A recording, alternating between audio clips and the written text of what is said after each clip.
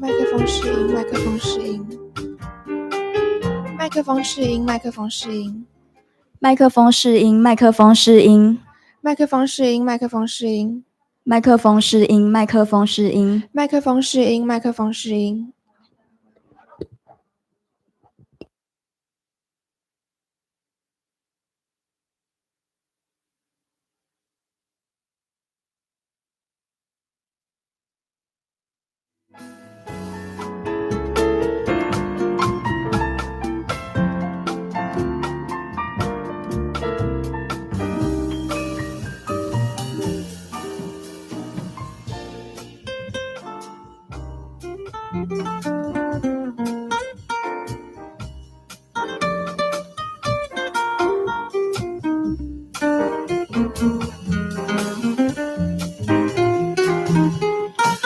麦克风试音，喂，麦克风试音，麦克风试音。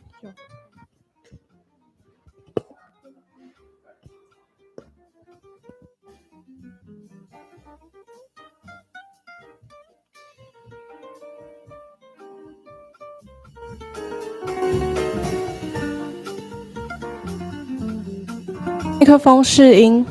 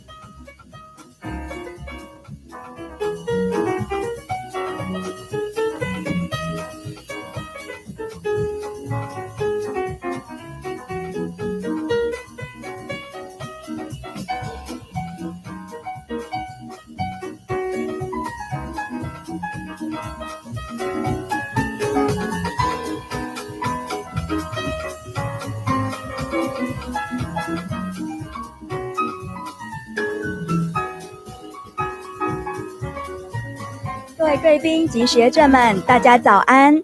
欢迎各位莅临2024年第9届海洋法政国际学术研讨会。会议将于5分钟后开始，请各位贵宾尽速就座，并请您将行动电话调为震动或静音，以免影响场内会议的进行。感谢您的合作。Welcome to 2024 The Ninth International Conference on Ocean Law and Policy. The event will start in 5 minutes. Please return to your seat and remember to turn off your mobile phones or switch to silent mode. Thank you. 若有需要使用洗手间的贵宾，洗手间位于演讲厅门口右侧。提醒您，报到处备有限量供应的纸本会议手册，也可以在报到处扫描 QR code 自行下载线上的会议手册。If you need to use the restroom, it's located on the right-hand side of the hall entrance. Please note that printed conference manuals are available in limited quantities at the reception, or you can scan the QR code at the reception to download the electronic versions. 此外，会议将提供同步口译服务，欢迎有需要的贵宾携带身份证件至报到处换取同步口译机。若有其他相关问题，欢迎询问身旁的工作人员。谢谢。In addition, simultaneous interpretation services will be available during the session. Guests who need an interpreting device are welcome to bring their ID card to the reception to collect one. If you have any further questions, please feel free to ask the staff members nearby. Thank you for your cooperation.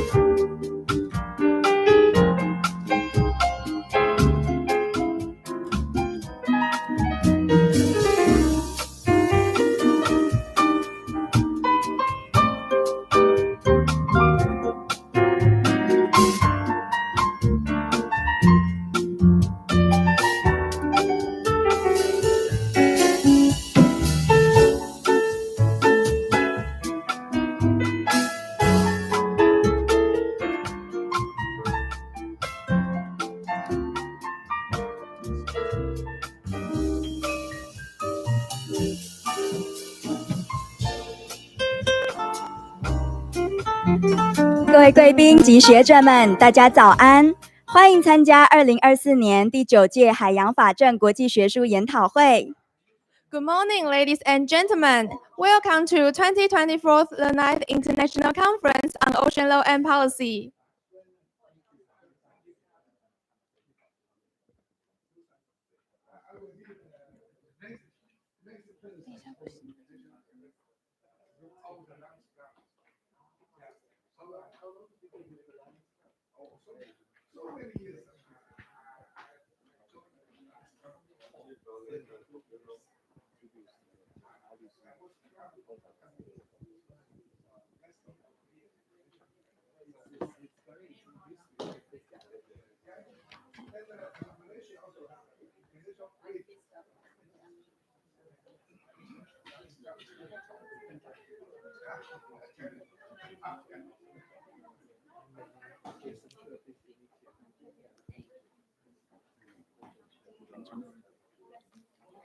会议将于1分钟后开始，请各位贵宾尽速就座，并请您将行动电话调为震动或静音，以免影响场内会议的进行。感谢您的合作。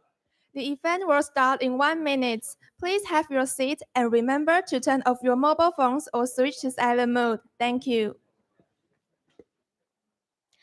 各位贵宾及学者们，大家早安！欢迎参加2024年第9届海洋法政国际学术研讨会。Good morning, ladies and gentlemen. Welcome to 2024 The 9th International Conference on Ocean Law and Policy. 首先，让我们以热烈的掌声欢迎今日的贵宾。First, let's welcome our distinguished guests with a round of applause. 欢迎国立台湾海洋大学顾成宇副校长，前内政部长徐国勇教授，交通部航港局陈冰泉副局长，台湾港务股份有限公司基隆港务分公司宋义进副总经理，台北市海运承揽运送商业同业公会吴俊泽副召集人。再次感谢各位贵宾的莅临。Thank you for your coming. 贵宾致辞，首先邀请国立台湾海洋大学顾成宇副校长致辞。First, we are delighted to invite Vice President Gu from NTOU to deliver the opening remarks. 掌声欢迎。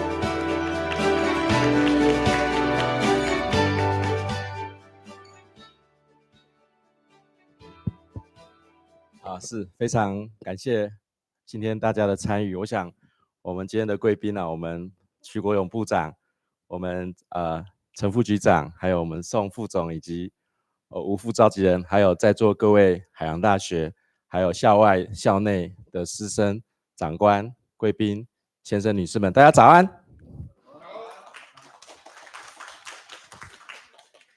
Good morning, everybody. On behalf of National Taiwan Ocean University, it's my great honor to extend a warm welcome to all of you, especially to our distinguished guests from Malaysia, Professor Jason Chow, and the friends, I think it's online, Professor Martin Nandy, and the United Kingdom, Professor Andrew Lista is also online, and our distinguished guests from Yunnan and Malaysia, for attending the 9th International Conference on Ocean Law and Policy 2024. This is a crucial moment for us to come together and discuss the vital role of ocean law and policy in global sustainable ocean development, as challenges such as climate change, the need for legal and policy solutions to promote the sustainable development of ocean industry has become a matter of global concern. I think this conference provides us with valuable opportunity to share insight, foster international collaborations, and stimulate innovative thinking across borders. As Taiwan's leading institution in ocean research, the National Taiwan Ocean University has always taken pride in its mission to advance the development of ocean science, law, and governance. We are committed to promoting marine environmental protection, resource management, and industrial development, and hope that through this conference, our university can make even greater contribution to sustainable ocean development. Once again, thank you all for all of the distinguished guests for your presence and support, especially our distinguished guests from different countries far away from here. I would like to express my warmest gratitude. And I wish the conference great success. Thank you very much. 谢谢各位的参与啊，尤其是远道而来，从马来西亚、从这个越南，好，还有从不同的地方过来海洋大学，非常热烈欢迎各位。那我想今天再次恭祝今天的大会顺利，我们的各位来宾啊，能够身体健康，万事如意。谢谢各位。谢谢顾副校长，请回座。Thank you. Please return to your seat. 有请前内政部长徐国勇教授为我们致辞。Let's now invite former Minister of the Interior, Professor Xu, to give his speech. 我们的副校长、顾副校长，然后我们的饶院长，我们今天很多的老师哈，很多的贵宾，尤其我的老师哈，陈立彤老师也在这里哈。那我们还有港务局、航港局的长官也在这里，跟各位所有参与的好朋友们，大家早安，大家好。今天很高兴能够回到母校哈，来参加这个开幕典礼。因为我今天实在是事情也蛮多的，所以没有办法继续参与接下来的各个研讨会。不过我刚刚也翻了一下，其实之前也了解说，这个研讨会真的是很有意义，应该是第9年来举办的。那我记得前几年我都有跟陈立彤老师一起参与那时候我还在当立法委员也还没有到内政部，所以对于这个活动我们有很深的一个意义，所以希望借由这个活动，让海洋的这个产业能够在我们海洋大学的这个研讨会能够得到一些丰硕的成果，提供给政府机关各个学术单位来做相关的研究尤其海洋产业其实它范围非常的广，可以说是如果我们硬要讲的话是无所不包因为包括净零排碳等等，大家知道海洋其实封存了很多的二氧化碳，那在开发的时候如果一个不小心，可能这二氧化碳的溢出来会造成更大的一个灾害，但是如果开发得宜，不但资源可以有丰富的成果譬如说我们的离岸风电等等这一些相关的，甚至海洋的潮汐发电等等，还有海洋很多的产业以前在台湾都被忽略包括我们很多海洋的游艇产业等等这些休闲产业，这些台湾有200多个各个大大小小的渔港，也慢慢的因为经济的原因都在转型成为娱乐的这些渔港的话，我们如何把这个海洋产业做得更好，其实这个研讨会可以提供很多的意见给政府机关，所以我借这个机会来感谢我们海洋大学我的母校举办这么好的一个研讨会，更感谢有来自各国的学者专家们来参与这个讨论，相信今天会有一个很好的一个丰硕的成果，祝福今天的成果丰硕，祝福大家来参与的所有朋友们都能够得到丰硕的成果，在这里祝福大家，感谢大家，谢谢大家，谢谢。谢谢徐教授，请回座。Thank you. Please return to your seat. 有请交通部航港局陈冰泉副局长致辞。Let's invite Deputy Director Chen of the Maritime and Port Bureau, Ministry of Transportation and Communications, to give his speech.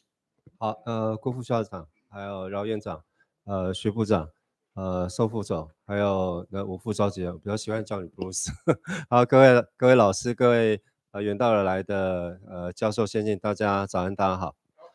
那很高兴，今年应该是我第5年来参加这样的一个研讨，这个国际海洋法政的这个学术研讨会。那109年我记得是讲这个离岸风电，110年的时候是讲这个高端海洋产业。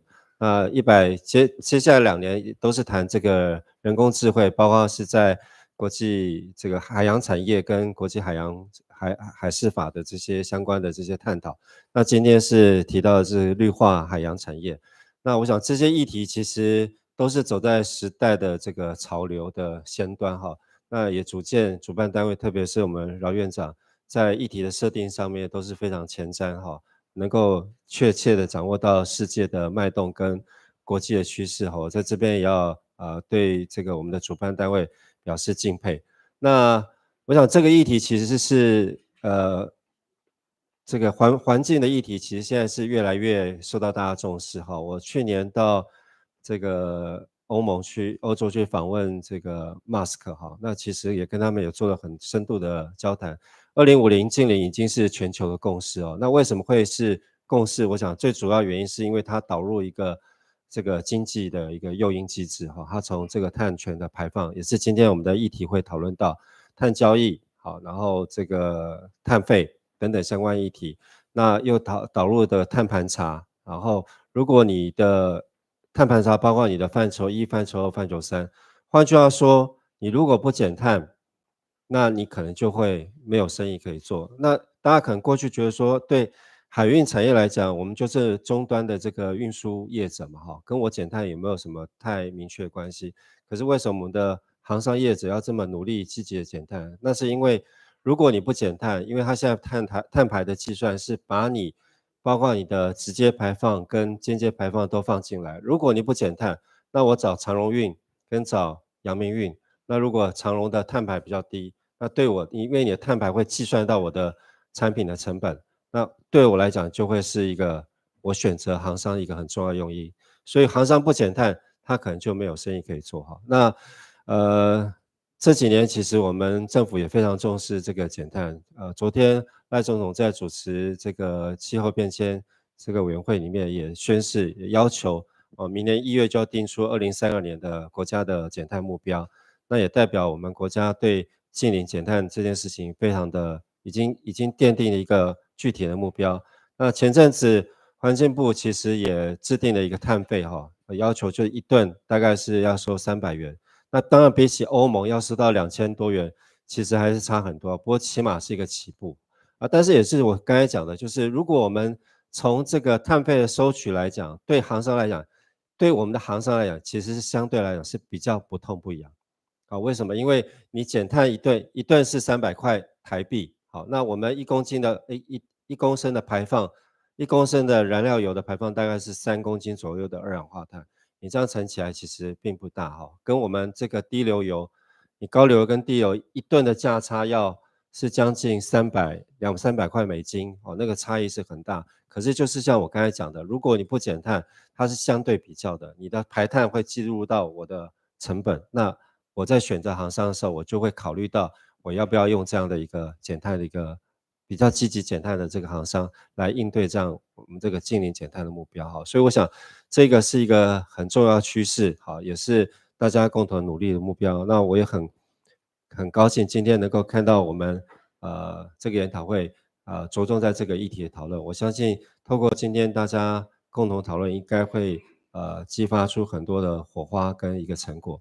好，那另外一个议题也是延续前2年的 AI 嘛那现在政府在讲行动 AI 内阁所以我们现在也都如火如荼的在上 AI 相关的课程，对 AI 也有相对的这个比较深刻的了解。我相信这个 AI 的产业的趋势的发展，也会是未来大家都会亲身经历到一个很重要一个大家一定要学习的一个东西所以我想这个东西也相对是非常重要。那这2个议题其实我在这边也顺便打一个广告，我们在11月29号局里面这边也会办一个海运转型的双轴转型的一个前瞻论坛。那要探讨的题目其实也是跟 AI 跟这个绿色转型相关的一些议题，也欢迎我们在座与会的先进可以来共同共襄盛举，来让我们这个研讨能够更加的这个丰富。那最后就在这边祝福我们今天研讨会能够顺利圆满成功。那各位与会先进，大家身体健康，谢谢大家，谢谢。谢谢陈副局长，请回座。 Thank you. Please return to your seat. 有请台湾港务股份有限公司基隆港务分公司宋义进副总经理致辞。Next, we welcome Deputy General Manager Song of the Kinglongport Corporation to give his speech. 徐贡博士、徐前部长，还有我们顾副校长、陈副局长，还有我们饶院长，还有与会的贵宾、专家、同学，大家早安。很高兴来参加我们这次那个第9届海洋法政国际学术研讨会。大概那个这样的一个研讨会呢，是我们那个成立这个海洋法政学院以来总共一直以来也有办理了第9届。那这样子的议题呢，我们今年的议题，我看就是可能要达成那个联合国那个就是气候因应气候那个行动，还有那个保护那个海洋生物这个还有一个净零碳排为目标。那这个目标呢，在我们港务公司那个在几年前已经成立的一个 ESG 永续发展那个委员会。那这个委员会里面呢，我们也把这个一个目标呢，当做我们这个8项目标其中的2项。那我们那个港务公司在这个推动这样一个在成为一个这个跨在就是以立足在海洋港口为主要的一个产业呢，我们也非常的重视这个海洋保护的一个发展。所以呢，我们在那个这个我们就是有定了一个所谓 ESG 的一个目标，就是以低碳绿色转型为低碳绿色一个港群。另外呢，落实港部的一个环境安全，还有促进多元伙伴共荣，打造智慧韧性港部，营运诚信永续治理，就是我们港务公司的一个目标。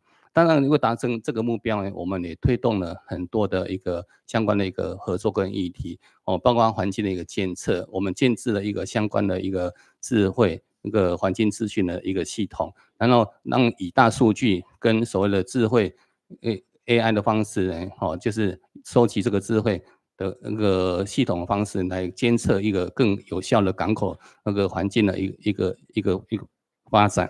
那在这个在这个我们自己在发展的同时呢，我们也推动了一个所谓的相关的奖励措施。那么我们是希望说，在海洋、在港口这个经济的产业能够共同来推动一个绿色的一个技术的提升，然后提供一个创新的一个机会。除了在一个产业发展，就是我们今天的主题，除了商业一个发展之外，我们也希望得到一个每个参与的企业呢，有一个社会责任，让我们的绿色产业呢能够在海洋这个一个产业里面做一个落实。那这个今天呢，一个很重要的平台，刚好这个议题呢，就是提供我们那个海洋港口一个企业，还有我们相关的航运那个海运业者呢，能够来了解这样的议题。我相信经由大家一个通力的合作呢，我们的海洋呢，一天比一天会更美好。那也我们除了再次感谢我们那个海洋大学来邀请我们来参加这样的一个研讨会，那也预祝今天的大会成功，谢谢。谢谢宋副总经理，请回座。 Thank you. Please return to your seat. 有请台北市海运承揽运送商业同业工会吴俊泽副召集人致辞。 Next, let's invite Deputy Convener Wu of the Taipei Shipping Agents Association to give his speech.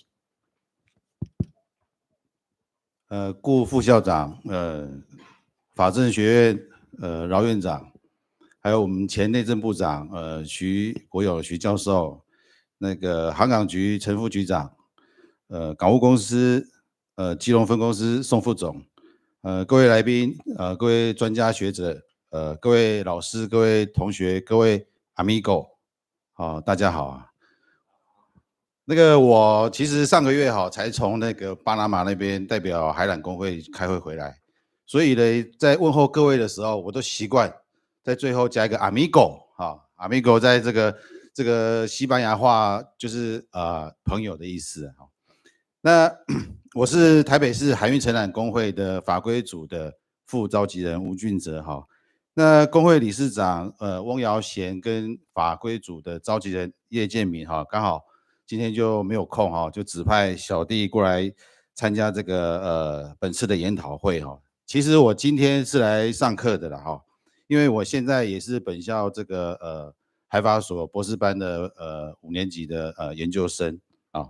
那在座的法政学院的饶院长，还有我们陈立彤陈院长，都是我在硕士班跟博士班的这个指导教授。好，那今天非常荣幸，也非常高兴哈，可以代表海揽公会参加本次法政学院的这个第9次国际学术研讨会哈，来探讨一个在产官学关注的一个议题哈，绿化海洋产业法律监管和商业解决的一个方案这样子。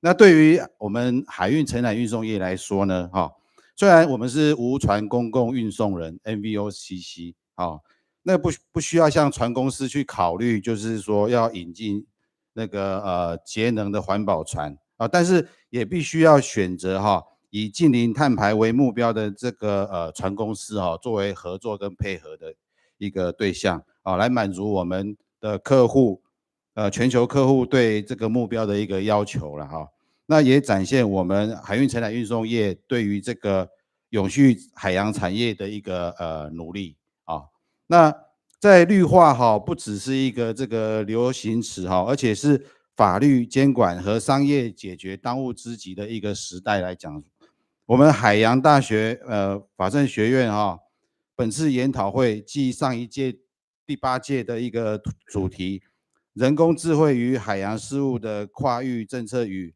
法律之后呢，我们饶院长再次把我们带到有关绿化海洋产业变革性讨论的前沿那饶院长以及学校的我们的师长们那个把世界各国顶尖的这个专家跟学者们邀请到海洋大学这边过来共同讨论当今最新最符合最现代法律潮流的这个议题我们身为一个海洋产业的一个从业人员跟那个学生来说呢，我们非常感谢，也非常的钦佩这样子那最后我因为今年在巴拿马那个开会还有一个议题主要的一个它的一个目标就是说，它把它设定为主轴叫 The Great Connection in Panama。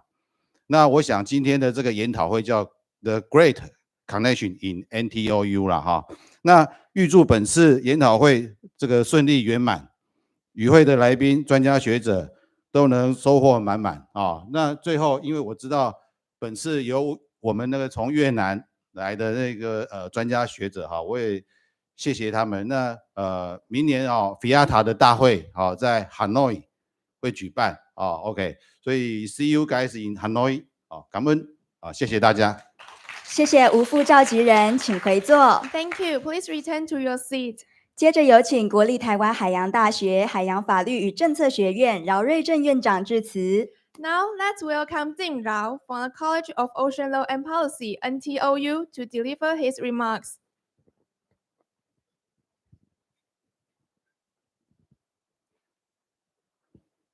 在座的各位贵宾徐部长，也是我们海洋法律政策学院的杰出校友。那副校长他是海洋工程的专家还有我们长期合作做研究计划的陈斌全副局长。那我们在这里可以看到我们赞助单位，不管是公部门也好，也包括私部门。当然我也非常感谢长期赞助我们的台湾港务公司基隆分公司。那今天是我们宋副总来到现场，那还有我们台北市承揽商业同业公会吴俊哲副召集人来到这个现场。那我们今天选这个题目呢，是来自于一个启发。联合国它有一个永续发展目标，那我们台湾呢政府呢也订定一个2050年的净零碳排。那所以我们受到政府不管是各个层次做净零排碳这个努力，因此我们今天定的这个题目，看看在我们海洋法律不管是公法上、司法上或者政策上，有没有什么可以努力强化的地方，进而提出我们政府甚至相关的国际组织的一些意见。Last but not the least, I would like to share 2 pieces of good news with all my guests, especially from Malaysia and from Vietnam. All the articles presented here in this conference will be collected by a special issue published by the Coastal Management, which is a SSCI journal that we have been working on a long time. The second piece of good news is that 2025, the 10th International Conference on Ocean Law and Policy will be hosted by the NVU in Hanoi next year. Let's clap for the NVU Hanoi. I wish all of you can attend the 10th conference next year in Hanoi, and we meet there. Thank you. Thank you for being here. 谢谢饶院长，请回座。 Thank you. Please return to your seat.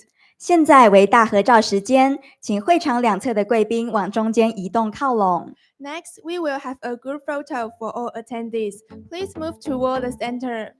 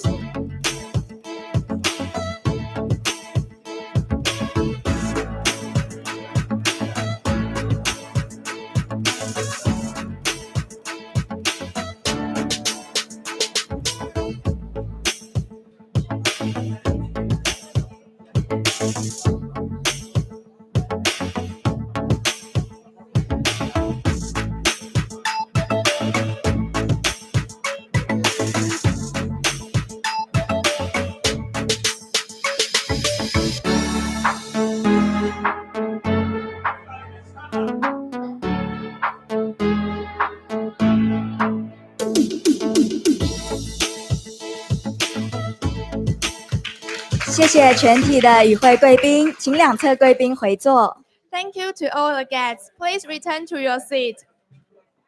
接下来，我们将颁发2024年第4届海洋法政学习体验心得竞赛的获奖同学，请获奖同学依序上台领奖。大专组季军，恭喜国立台北大学刘雨辰同学。论文题目为《海洋污染的法律的演变与未来：从国内到国际》。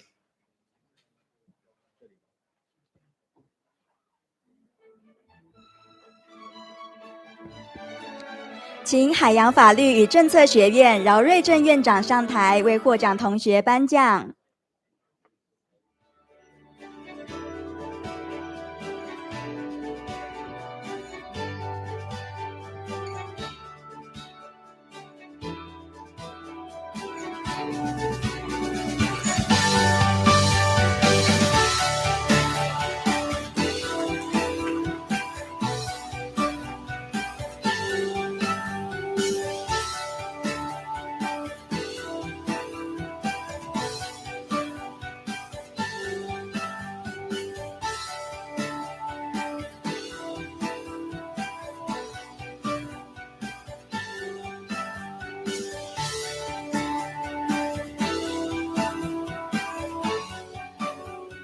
接着颁发大专组亚军，恭喜国立联合大学、国立台湾师范大学、国立高雄科技大学、国立勤益科技大学刘伯君、邱慧欣、谢问慧、李慧玲同学。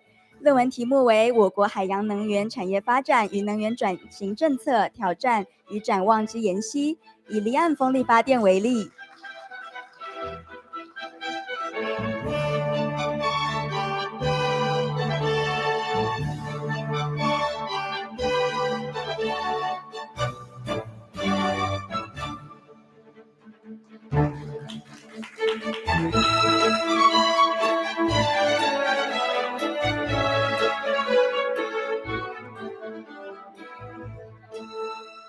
接着颁发大专组冠军，恭喜国立台湾海洋大学黄信平、邱以晴、黄玉云同学。论文题目为《离岸风电发展与鲸豚栖息之相关规范建议》，以英国 MMO 制度为例。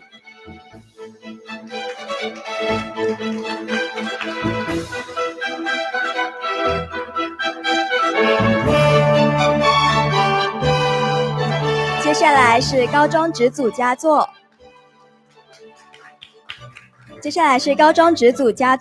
恭喜基隆市私立二信高中庄玉文、甘文轩同学，指导老师罗一倩老师。论文题目为《绿化海洋产业法律监管和商业解决方案：水产养殖的发展与衡平》。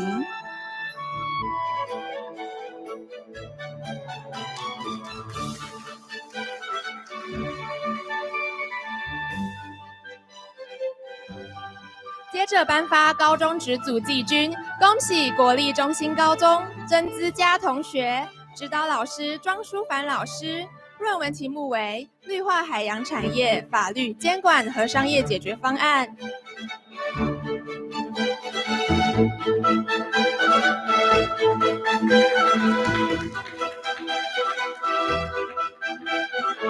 接着颁发高中职组亚军，恭喜基隆市私立二信高中李明珍、郭荣启同学，指导老师罗一倩老师。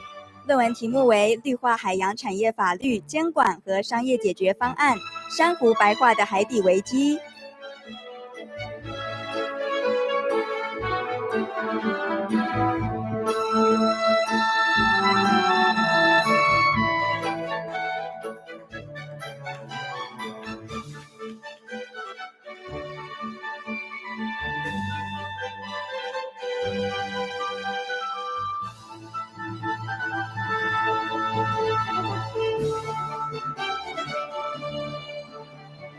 接着颁发高中职组冠军，恭喜暖暖高中台中伊利欧共学团陈思雨、陈思佑同学，指导老师赵浩宏老师。论文题目为《探讨台湾滨海蓝碳在碳权交易里的潜力》。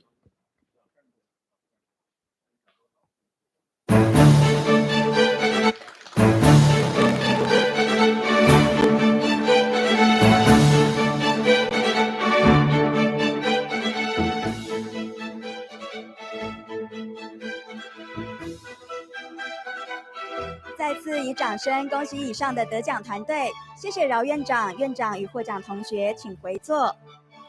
稍后为10分钟的休息时间，会议将于10点整开始，敬请各位贵宾准时入座。There will be a 10-minute break. The keynote speech will begin at 10, and we kindly ask all guests to be sitting on time. Thank you.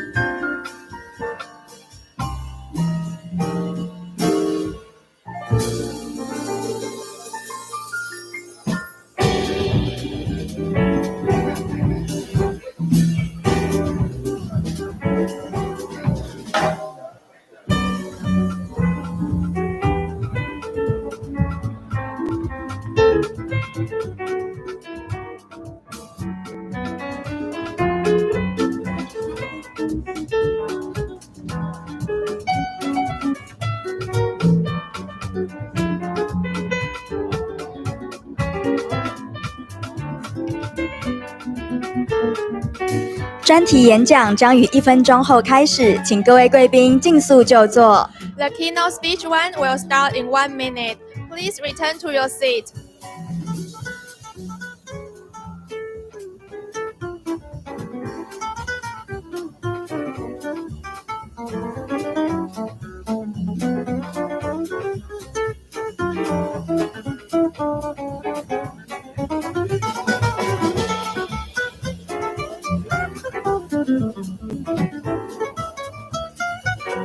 专题演讲即将开始，请各位贵宾尽速入座。The keynote speech will start in 1 minute. Please return to your seat. “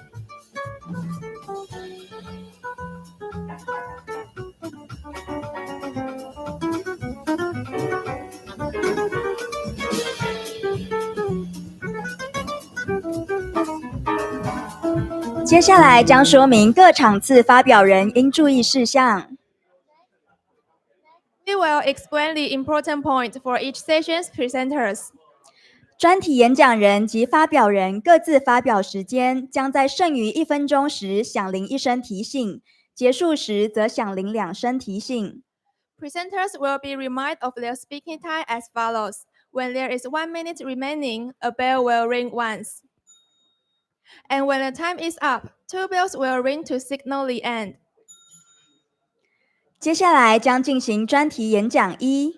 Next, we will proceed with keynote speech 1, titled Establish Green Shipping Corridors, the Challenges for Port Regulation.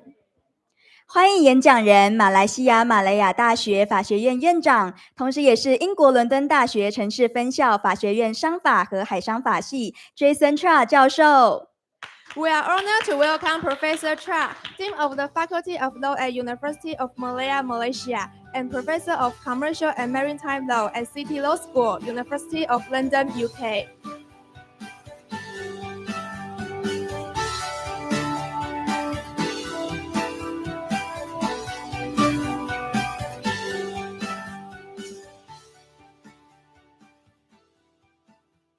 A very good morning to everyone.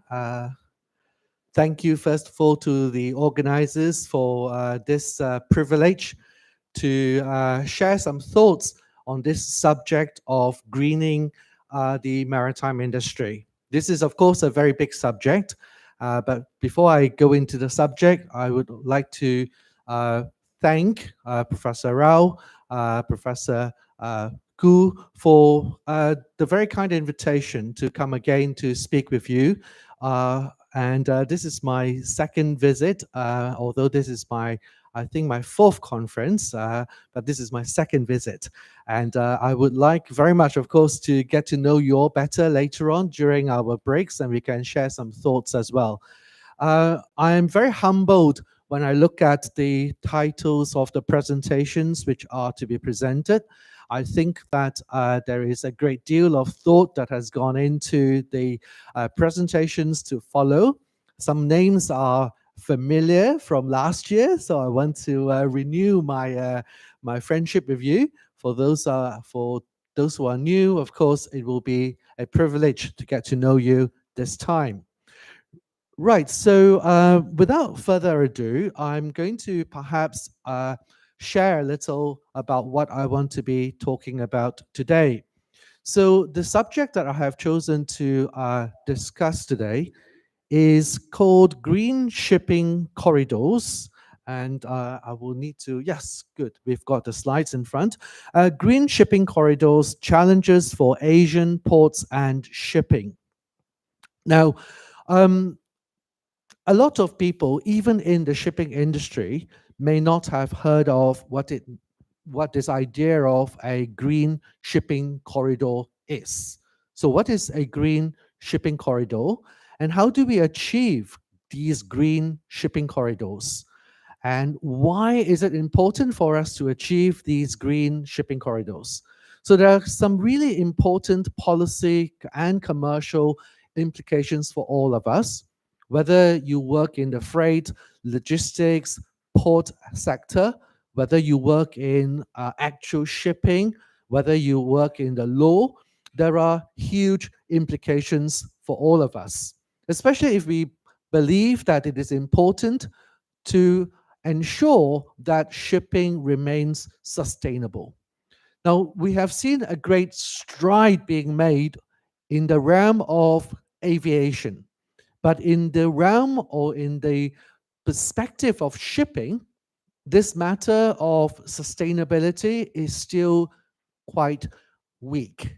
There have, of course, been a lot of action being taken, but improvements and progress are still a little bit limited. So let's think, therefore, how to proceed with this matter on green shipping. I hope I know how to use this thing. Oh, good. Now, I don't want to spend too much time on the process because all this is factual and you can find out about the subject simply by literally searching on the internet. But essentially, the journey for green shipping corridors started way back when the European Union started to think about sustainable transport within the European Union. And that then gave rise to policies around road haulage, because at the time, road was seen to be a polluter, and it was looked at how do we establish green road transport routes. But of course, subsequently in COP26 in Glasgow in the United Kingdom, a declaration was entered into, a declaration was signed and made by a number of countries called the Clydebank Declaration. This Clydebank Declaration was the first measure to talk about green shipping corridors. This was then subsequently taken forward in COP28 in Sharm el-Sheikh. And of course, we have seen even more recently initiatives by the International Maritime Organization to that end. Now, so you'll find, therefore, literally from last year, we have the IMO strategy on reduction of greenhouse gas emissions from ships. This particular strategy makes very specific reference to green shipping corridors. So what are green shipping corridors then? Well, the concept is actually very simple. So I haven't got very many visual aids in front of me, so I will have to use the bottle and my clicker. So assuming that you have port A and you have port B. So let's assume that port A is the port of Keelung and port B is, let's say, port Pelepas in Malaysia. Now, if you want to establish a green shipping corridor between Keelung and Pelepas, what you're trying to achieve is that you want to ensure that the pollution caused, the emissions of greenhouse gases caused by shipping that undertake this route from Keelung to Pelepas will see a reduction, okay? The greater the reduction you can achieve, the more successful that corridor is as being a green corridor.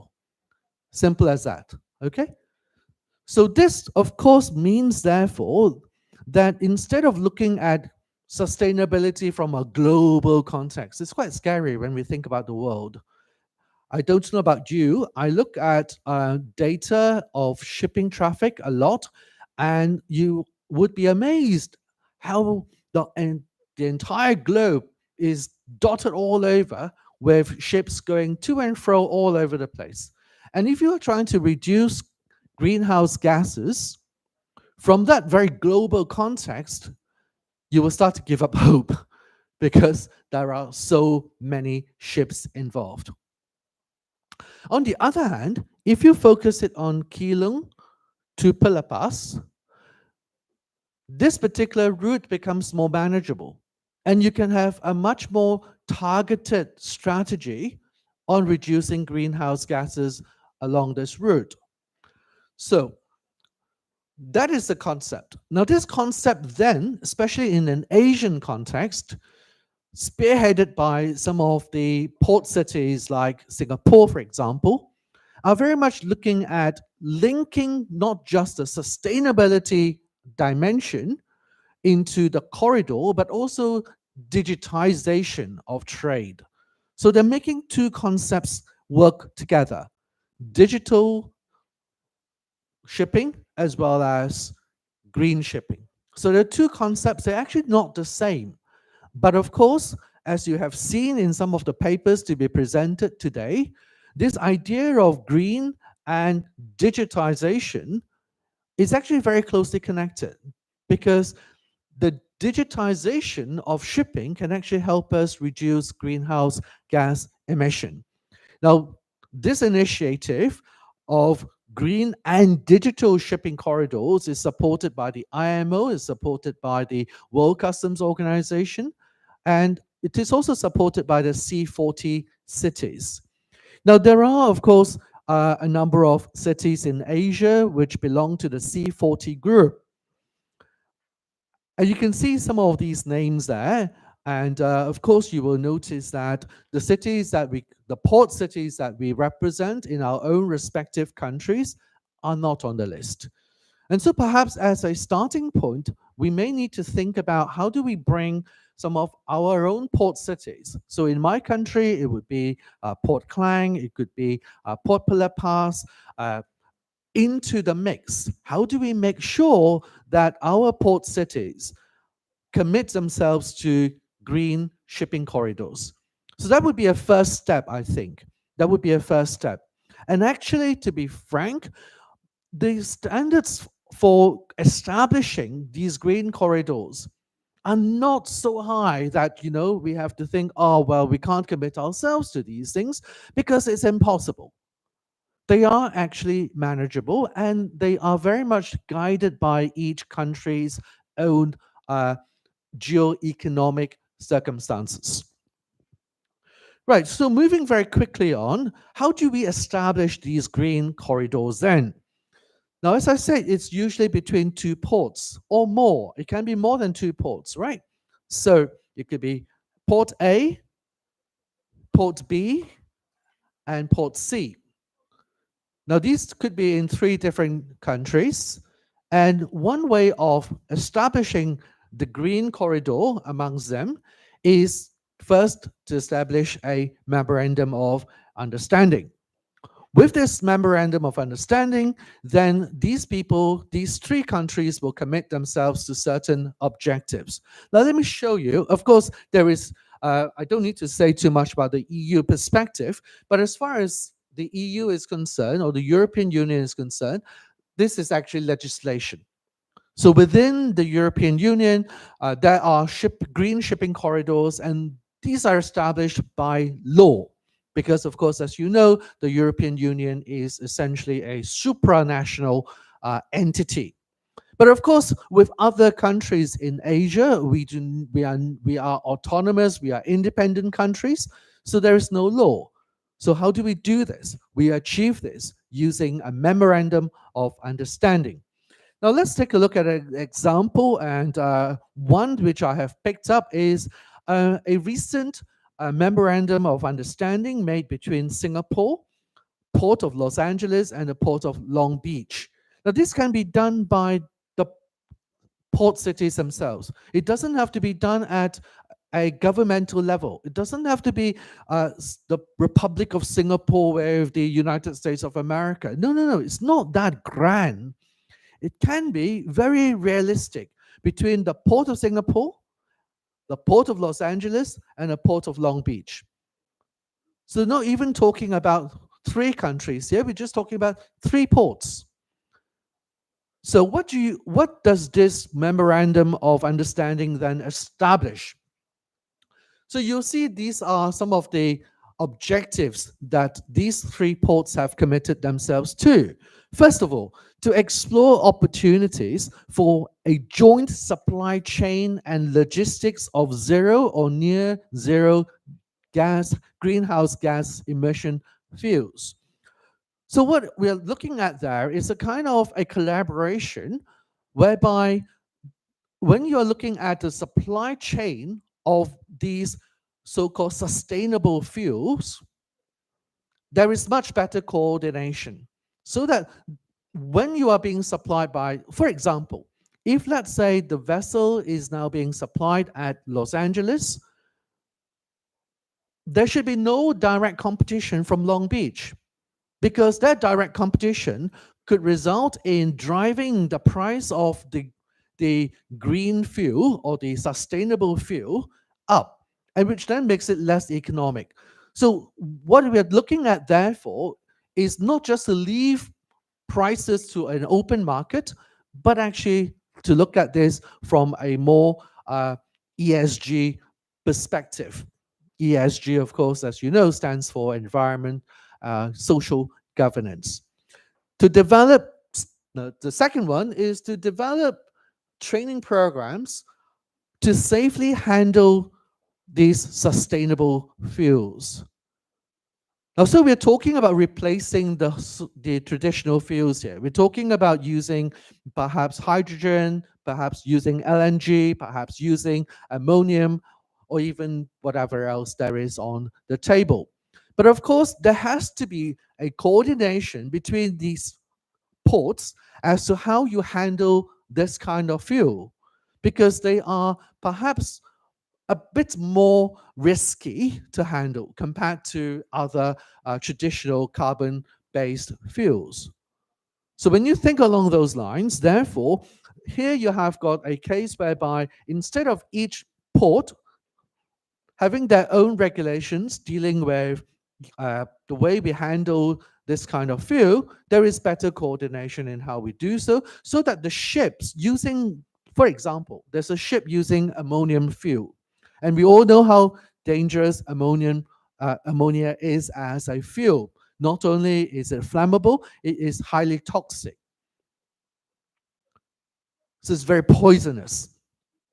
But if let's say Singapore uses a certain standard and Los Angeles using a different standard, then that vessel will have got to comply with two different types of procedural and technical specification for handling the fuel.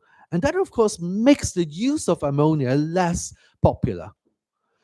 The third is to support bunkering requirements and standards for vessels servicing the maritime route between the two countries. So bunkering requirements. Now, of course, as you also know, some of these alternative fuels, they require very big tanks. Hydrogen, for example, requires a massive tank. Now, if you think about the port of Singapore, space is a premium. So you then have to factor all these things in, but you do so in a coordinated fashion.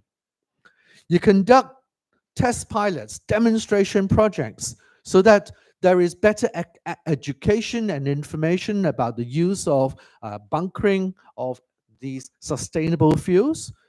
We collaborate on leveraging digital technologies to enable and enhance port call optimization.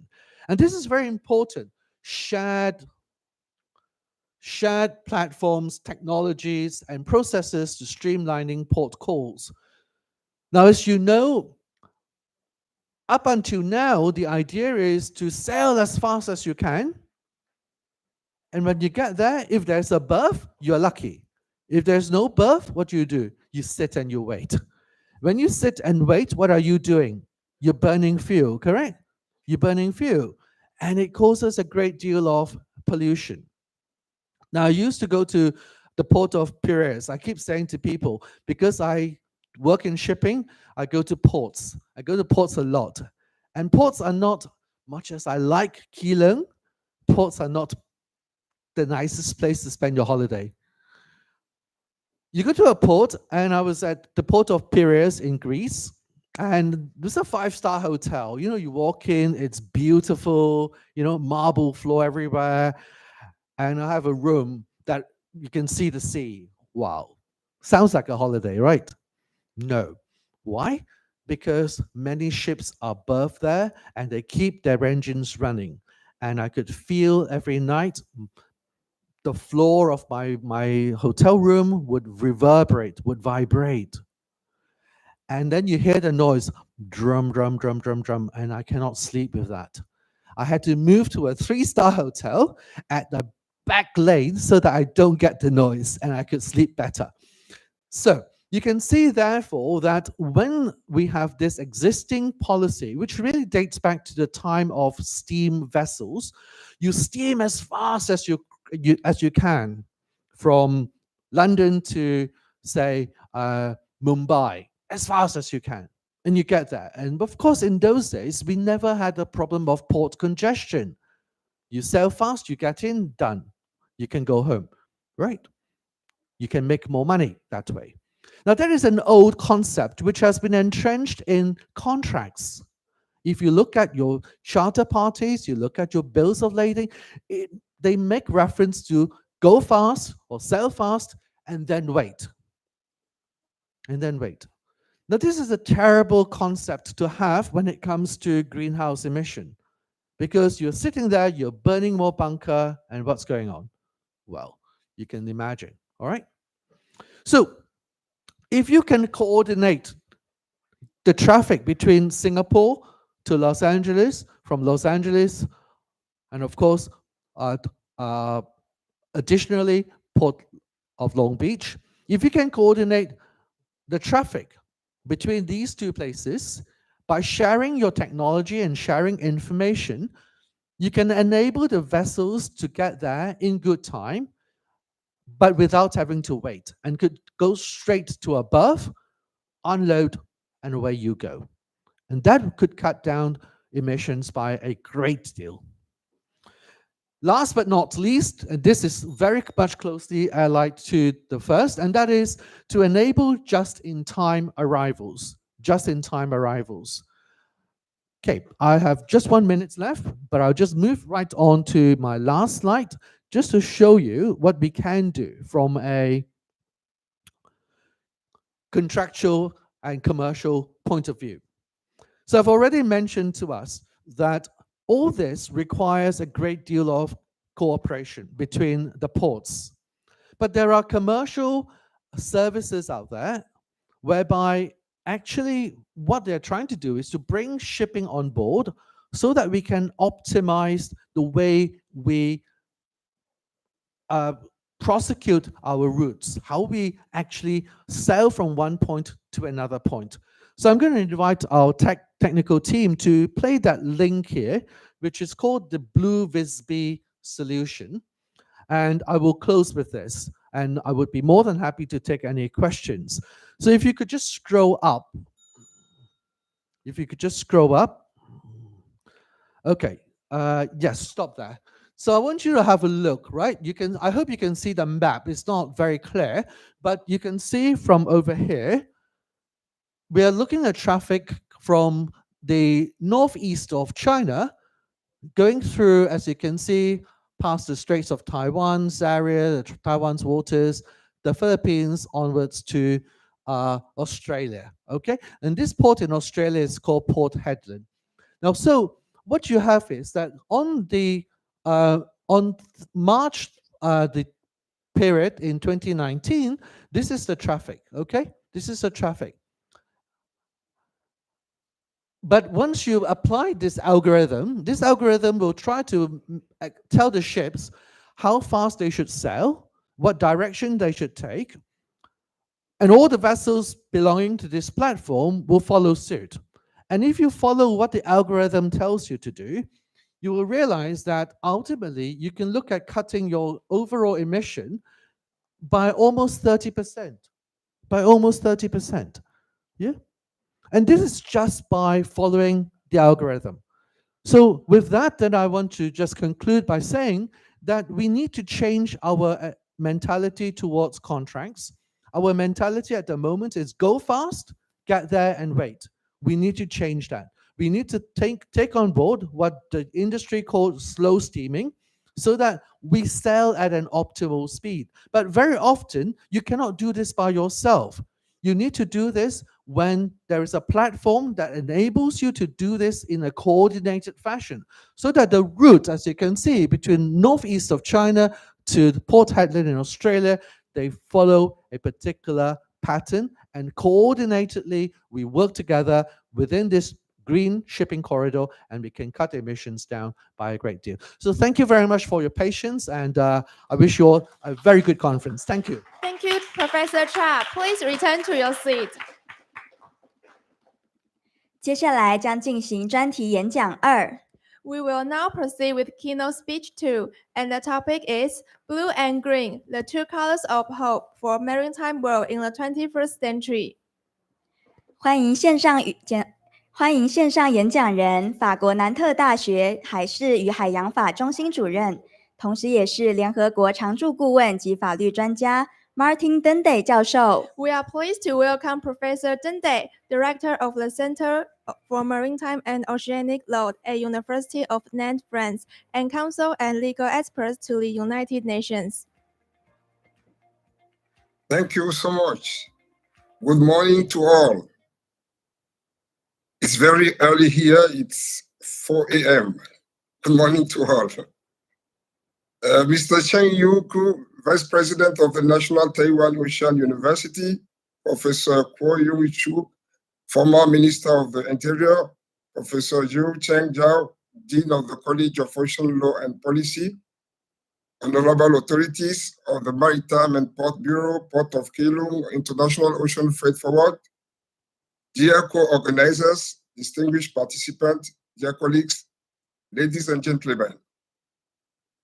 Before I take the floor to briefly present and share with you my modest reflections, please allow me first to thank very warmly the authorities of the National Taiwan Ocean University for their kind invitation to this 9th International Conference of Ocean Law and Policy, and more especially the Dean, Professor Cheng Jiao, and Professor Chang for their tremendous kindness and patience.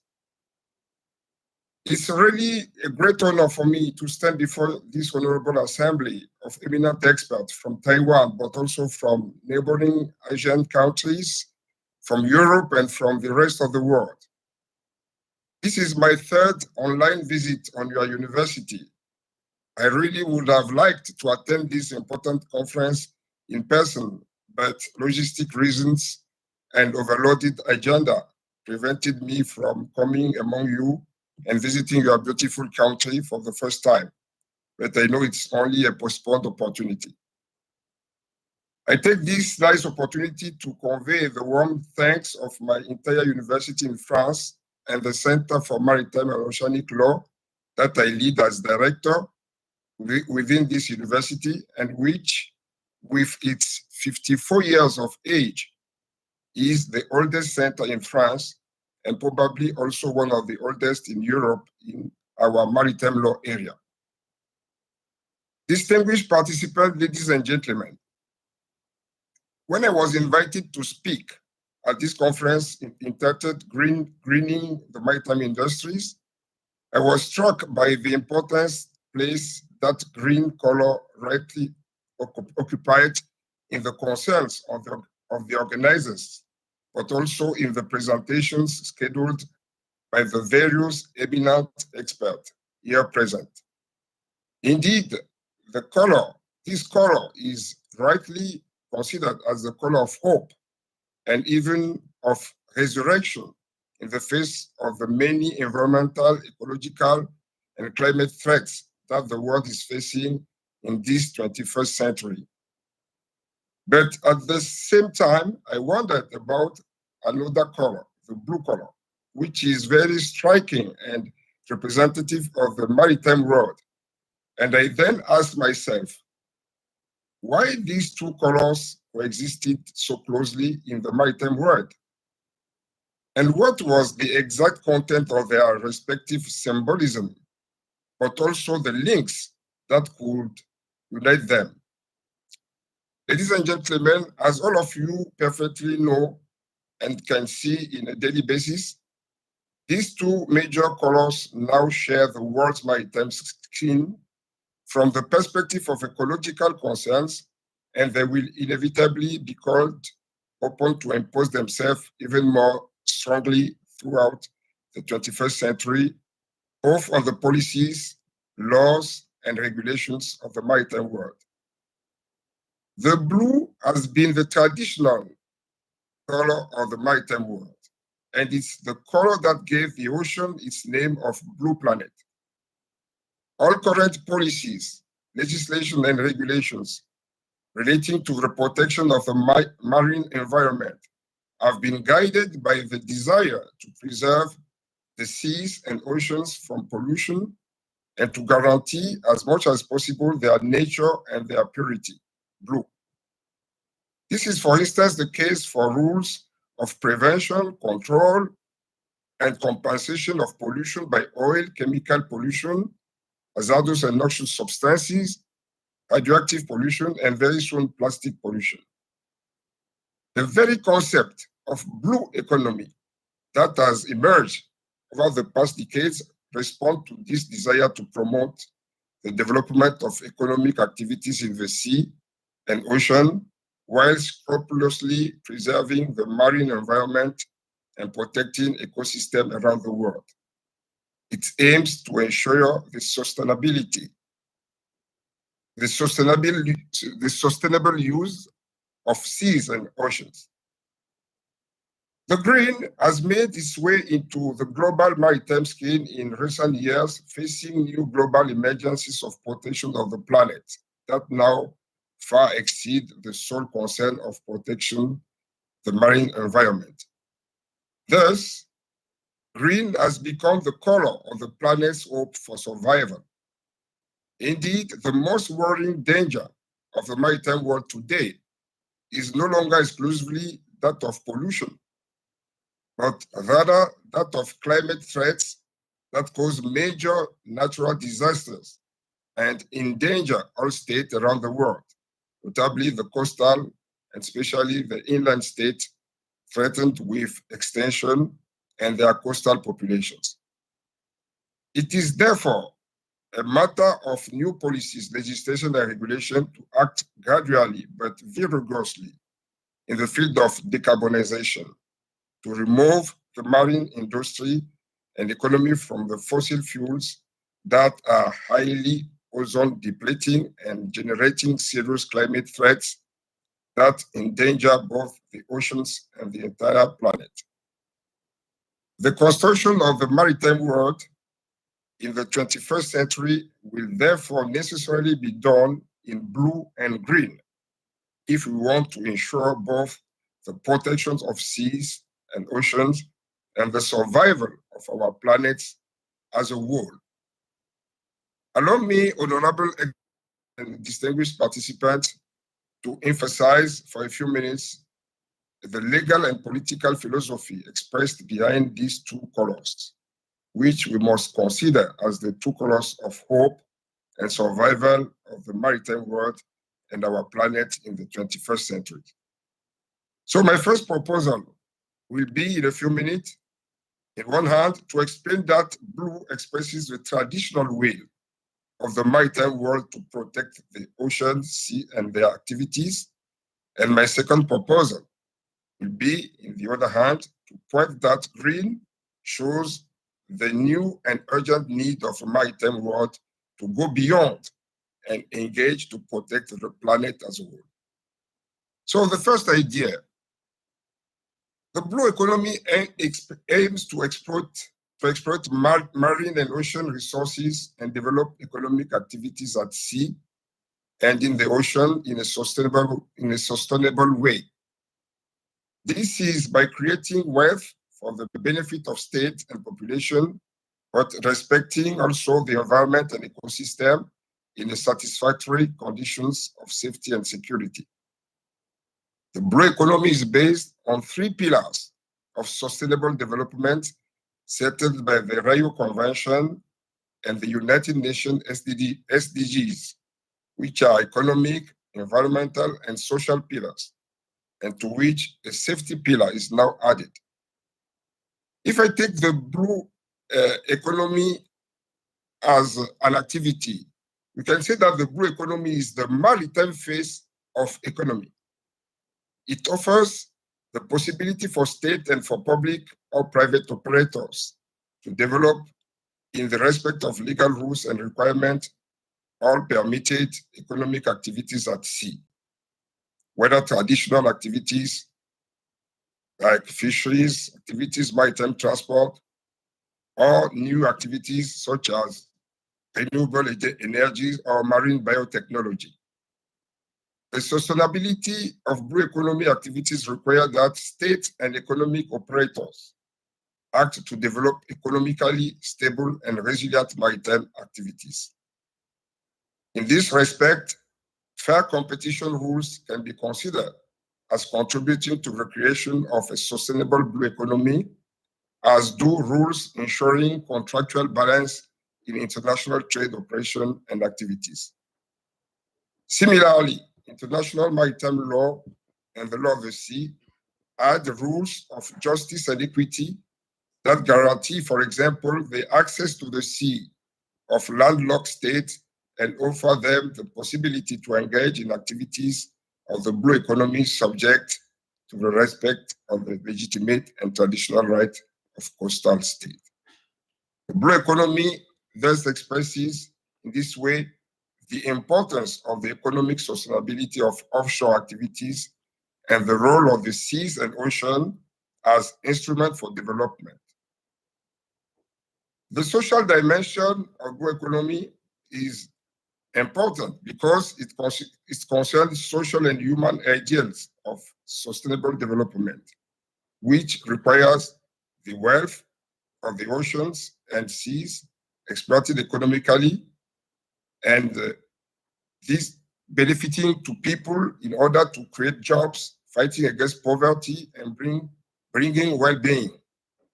Consequently, any maritime policy or regulation, such as of the ILO, which is concerned with the social well-being of population, the protection of seafarers, and work against diseases or against accident and gender equality, contribute to the development of a socially sustainable blue economy.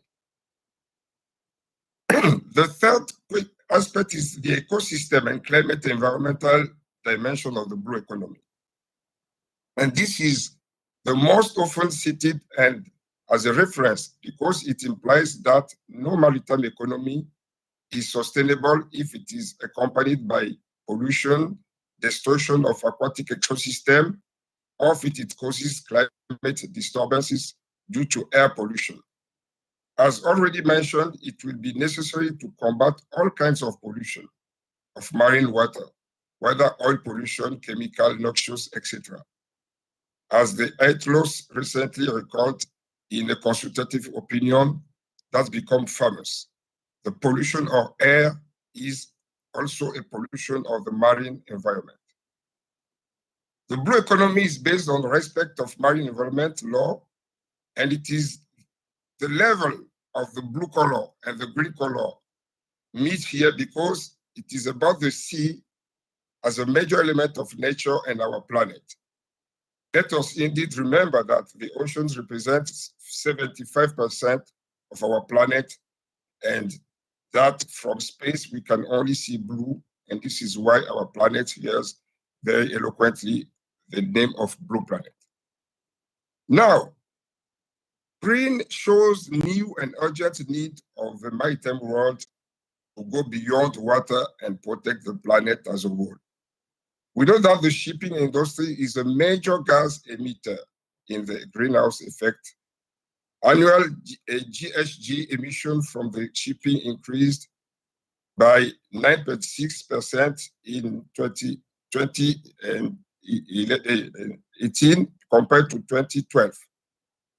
The shipping industry contributes to 2 to 3% of the world annual anthropogenic GHG emissions, and this corresponds to a total emission from Germany or Japan.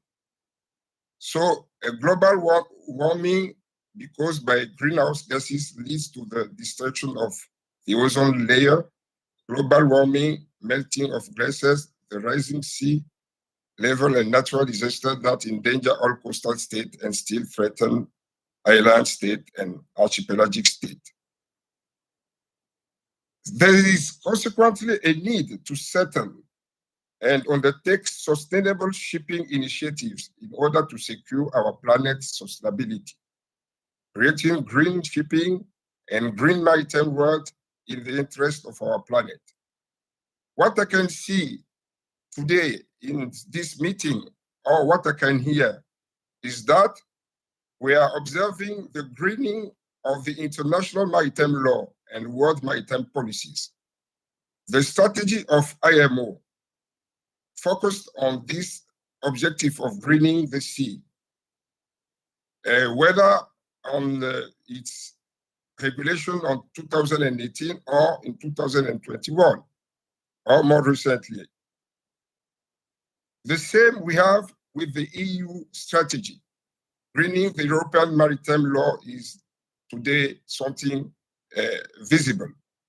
But the problem is the difference of views between EU and the IMO. Who is the best in the situation of regulating the climate today? It seems that IMO has a general mandate to do that. The EU is working for the, let's say, the community, the Europe, but more widely in the world, we know that IMO has the mandate to do so. Based on the UNCLOS Convention, based also on the Convention on the Climate Change, 1992, based on the Protocol of Kyoto, Paris Agreement, etc. Now, to end my presentation, I just want to say that there are a lot of logistic questions: speed, reduction of speed, route selection, etc., etc. What is the solution today at the worldwide level? As my predecessor said, there is something interesting in the contract, just-in-time arrival. I saw that even in the chartering practice, they are taking into consideration the speed and allow some tankers to go slowly in case of need. So there is a change on the way even the contracts is treating the problem of environment. The alternative fuels are also a very good solution. The greening of ports and the green shipping corridors, which was mentioned before. In conclusion, what I would like to say is that decarbonization is today something very important and urgent. We need to accelerate. This is what was said by the director of the Lloyd's Register recently. We need to accelerate. Our industry is no longer asking if or when decarbonization should take place. We know we must act now, and many of us are. The question that remains is how will the maritime industry deliver meaningful change during this crucial decade of action? The speed of Europe is not the speed of Asia. The speed of Asia is not the speed of Latin America. The speed of Latin America is not the one of Africa. The continents are in different speeds. How are we going to work and continue at the same time, in the same speed?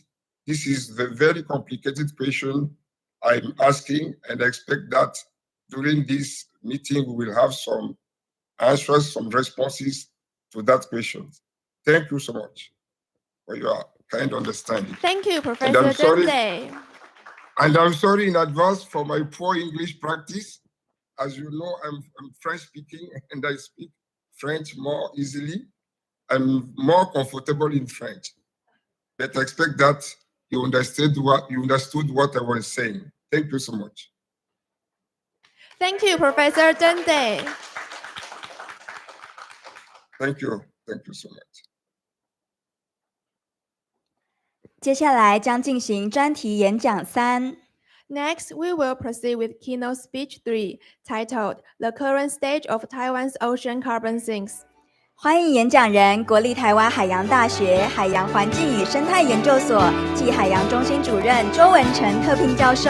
We are pleased to welcome distinguished Professor Zhou from the Department of Marine Environment and Ecology and Director of the Center of Excellence for the Oceans at NTOU.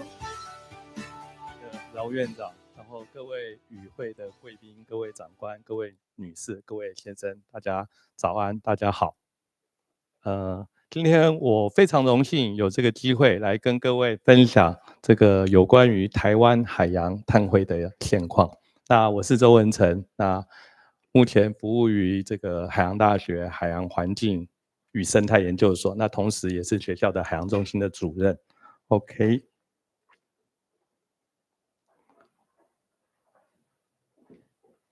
好，那我们先看看到底什么是海洋碳汇。其实我们可以用一个更简单、更时髦的名词来解释什么是海洋碳汇。其实海洋碳汇就是现在所谓的蓝碳。那蓝碳它的定义其实也很简单，就是讲海洋或沿岸的生态系统里面可以吸收和储存的二氧化碳。好，那我们来看看海洋到底怎么样来吸收和储存二氧化碳。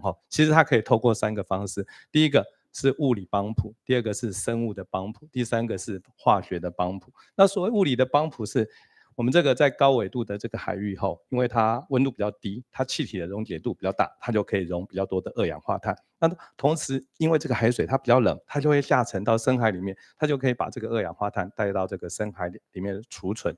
这个是第一种方式，叫物理帮浦。那第2种方式叫做生物帮浦。那生物帮浦也很简单的一个概念，它是在讲这个海里面有成千上亿个浮游植物，它每天都在行光合作用，那它就把二氧化碳吸收固定下来。那它可以透过一连串的食物链的传递，把一些在海表面上吸收的这个二氧化碳，它送到这个深海里面储存起来。那这个过程叫做生物帮浦。另外还有一个方式，就是当二氧化碳和溶到水里面以后，它会变酸，它会和岩石产生风化反应。那这个风化反应产生的一个结果，就是把二氧化碳它变成离子，存在海水里面。那这些过程都是海洋来吸收二氧化碳的一个方式。好，那我们来看看这个是全球的一个碳的一个循环的一个收支平衡的一个情况。其中这些圆圈圈代表的是在这个陆地上、海洋和大气里面碳的总存量的一个分布的情况。我想这里各位应该可以很清楚的看到，碳主要储存在哪里？碳其实主要通通在海里，大概有93%地球上面可以交换的碳，其实是储存在这个我们的海洋里面的。好，那另外这些箭头告诉我们的是这个二氧化碳交换的一个方向。那我们可以看到这二氧化碳主要是透过这个化石燃料的燃烧，还有土地利用方式的改变，它被排放到这个空气里面。那这个排放量一年大概是10.6个 gigaton。那我们可以很清楚的看到，海洋大概可以吸收2.8个 gigaton， 也就是说海洋其实就是透过我刚刚跟各位讲的这个方式，它每一年大概帮我们吸收30%左右人为排放的二氧化碳。所以讲到这里，各位应该就可以不难想象，其实海洋对我们现在整个这个要解决这个碳中和或达到净零碳排，其实它扮演了非常重要的一个角色。好，那为什么我们要追求这个净零碳排啊？其实它根本的原因就是，自从工业革命以后，人类人为活动排放的二氧化碳的量比自然吸收太多了，所以造成这个大气的二氧化碳浓度它快速的增加，然后透过这个温室效应，让我们地球的这个气候系统发生了非常严重的改变。那为了扭转这样的一个趋势，就在2015年 COP21 在巴黎召开的时候，就签订了所谓的这个巴黎气候协议。那这个巴黎气候协议，它主要的目标就是希望透过净零碳排这样的一个手段，把我们地球增温的幅度控制在2度C， 最好是在1.5度C 这样的一个范围里面。那主要的目的当然是把我们的地球维持在一个我们子孙万代可以持续生存发展的一个状态。好，那这一个的话呢，是这个所谓的 IPCC， 它针对如果我们要达成巴黎气候协议的目标的时候，我们的温室效应气体排放到底应该怎么来进行排放呢？模拟的一个情景，我们可以来看哈，sorry， 这个灰色的这条线是 business as usual， 也就是说我们现在不改变我们的生活的方式的话，那我们到这个世纪末温室效应气体排放路径是灰色的这条线，这时候地球的升温会达到 4.1 到 4.8 度 C 这样的一个情况。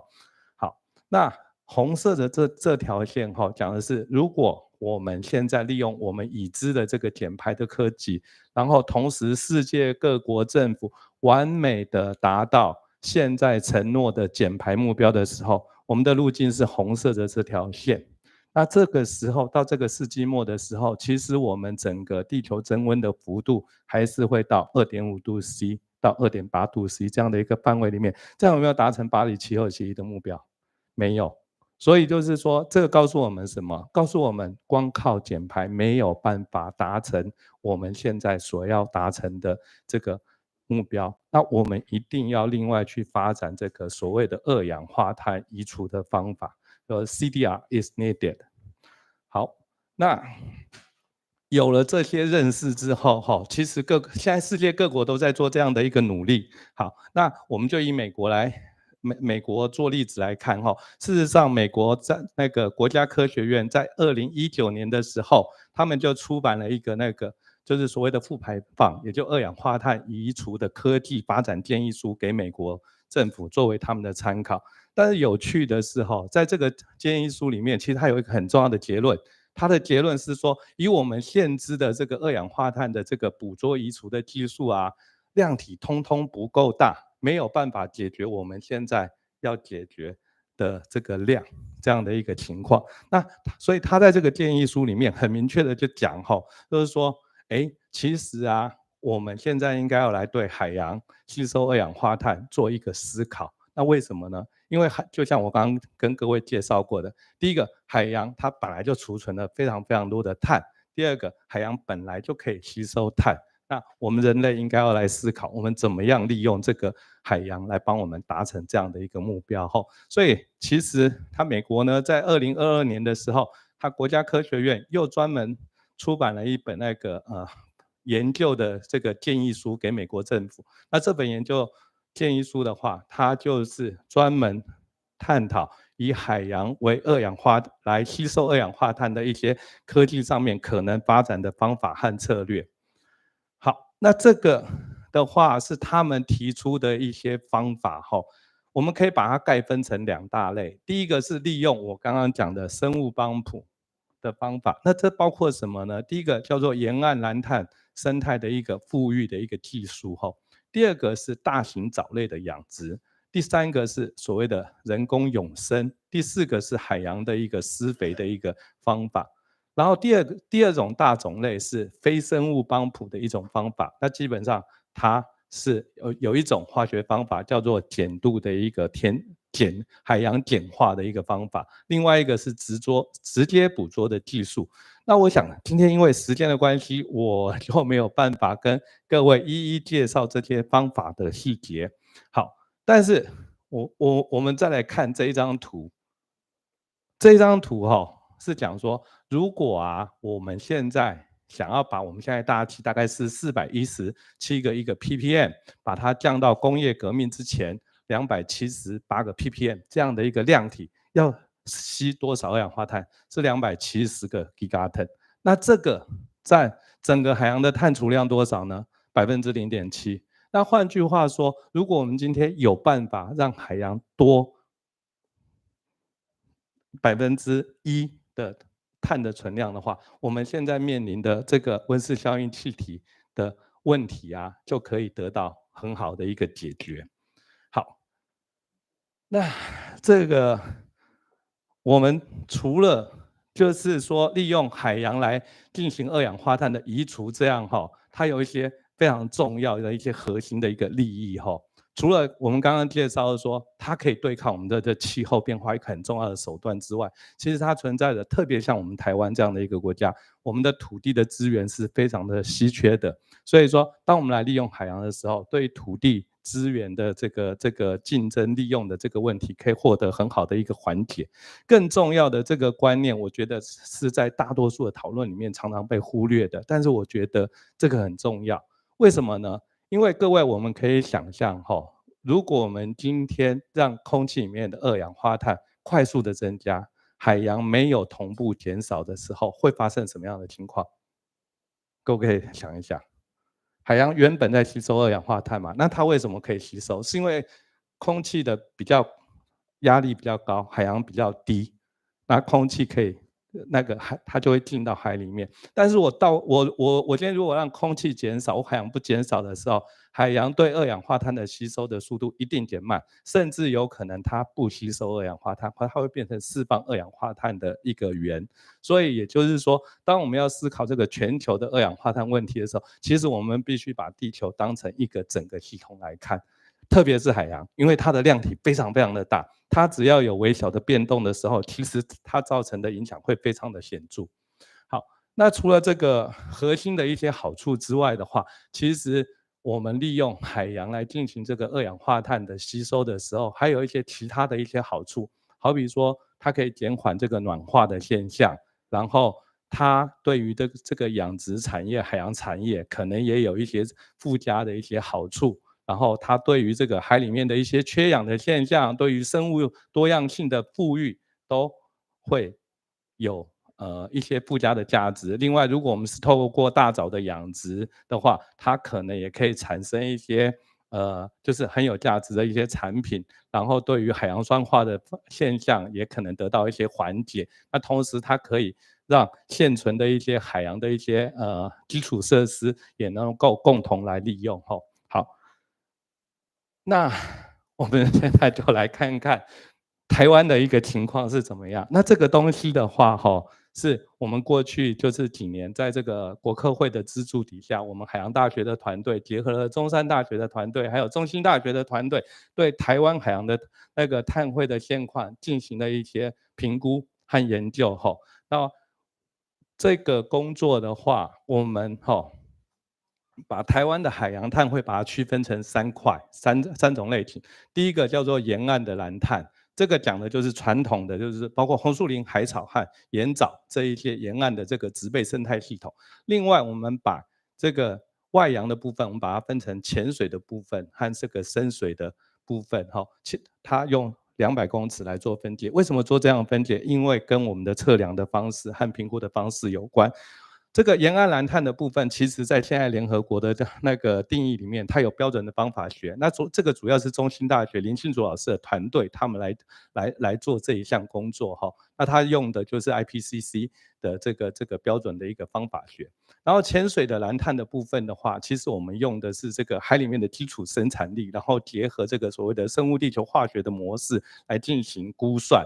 好，那这个大概是主要是海洋大学的团队来负责。然后这个深海蓝碳的部分，它用的方法的话是这个用沉积物捕捉器直接在海里面释放，来看到底多少碳输出到深海里面。那这个大概是主要是中山大学的团队在负责。好，我们就来看看这个是台湾沿岸蓝碳分布的一个情况。那台湾事实上，橘色的是红树林，然后绿色的是这个盐藻，然后蓝色的是海草床。那这边各位看到的是这个不同的这个生态系统，它在台湾分布的一个面积。然后这边的话是这个每一个生态系统里面，它单位时间、单位面积的一个碳的吸存量。那有了这些数据之后，我们就可以估算出来，就是说盐藻、红树林和海草，它对每一年的二氧化碳吸收量是多少。那整体来讲，台湾的这一些沿岸蓝碳生态系统，每一年对二氧化碳的吸存量大概是10万吨的碳。好，那另外这个是浅海蓝碳的部分。浅海蓝碳的部分，这个我们是依据的是这个海里面这个量测到的所谓的基础生产力，就是单位时间、单位面积这些浮游植物到底可以固定多少碳这样的一个量。然后再结合这个所谓的生物地球化学的一个模式来进行估算。好，那一样我们把这个台湾周围的这个水深小于前那个200公尺，而且在我们经济海域里面的这个海域，把它区分成东海的海域、台湾海峡的海域，然后和南海的海域。那这边显示的是这个各个海域的面积，然后这个部分的话是整个那个每一个海域它单位面积、单位时间的一个吸碳的一个那个速率，然后那这边就是个别的这个海域它整个吸碳量。那整个台湾这个前海域呢，每一年对二氧化碳的对这个碳的吸收量呢，其实大概是950万公吨。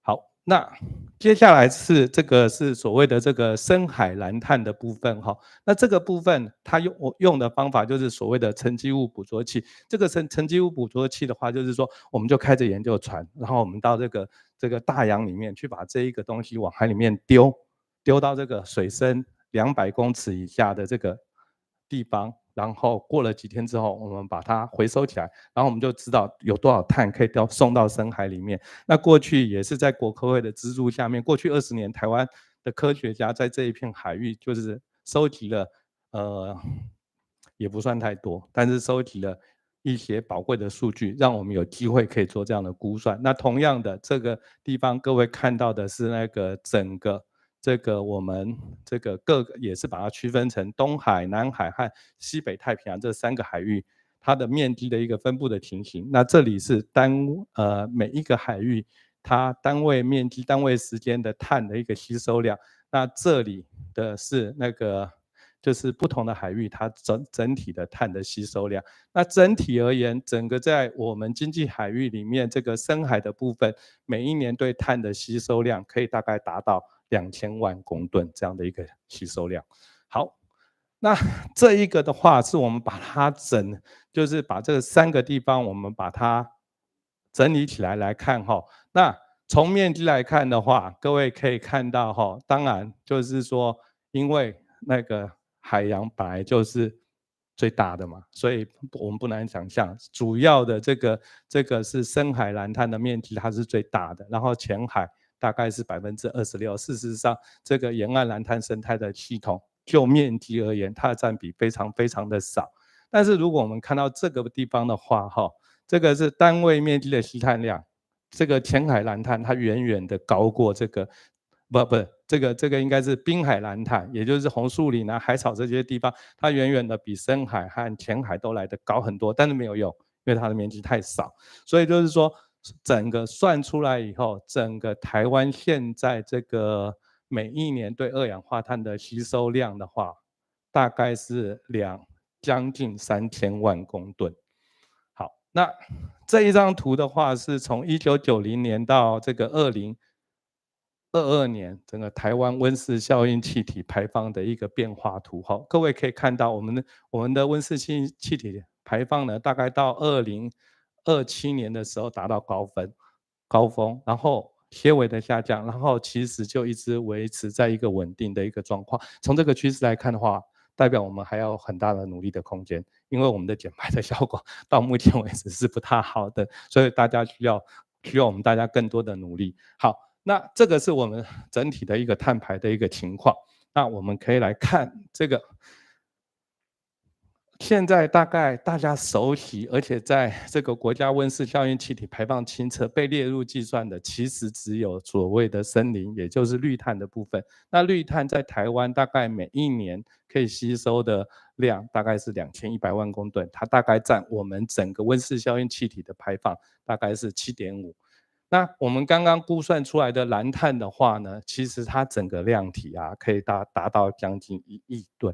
那这个是把它换成二氧化碳了哈，对，那它的占比大概可以到38.2%，但是现在蓝碳没有被列在清册里面，所以它还没有办法被算进来。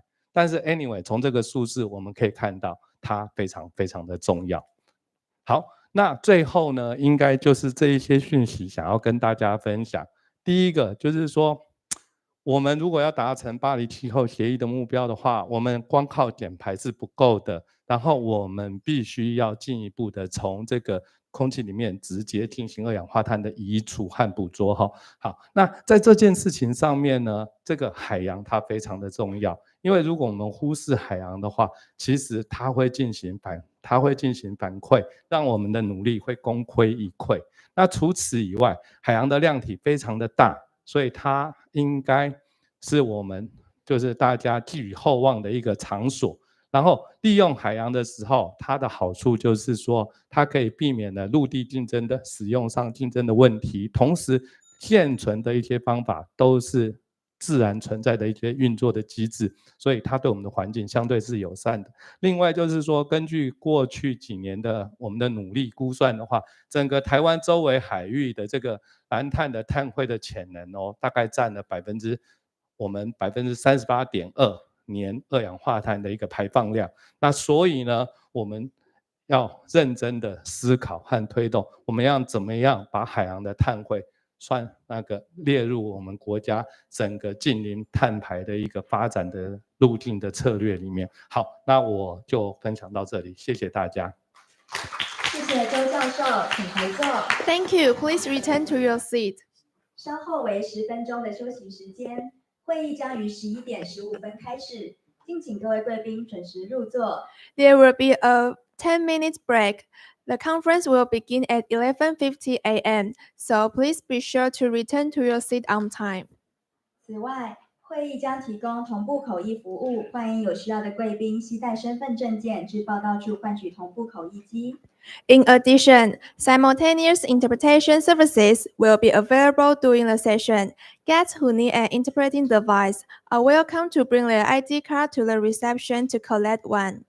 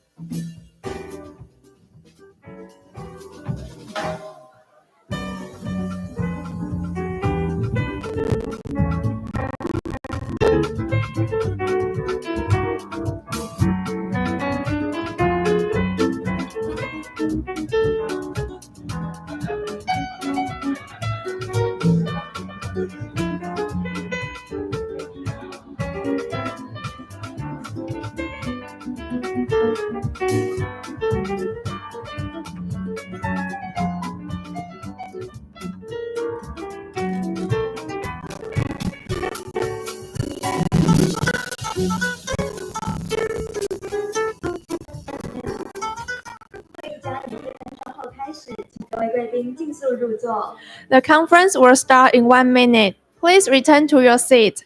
接下来将说明各场次发表人应注意事项。 Next, we will explain the important points for each session's presenters. 专题演讲人及发表人各自发表时间将在剩余1分钟时响铃1声提醒，结束时则响铃2声提醒。 Presenters will be reminding of their speaking time as follows. When there is 1 minute remaining, a bell will ring once. When the time is up, 2 bells will ring to signal the end.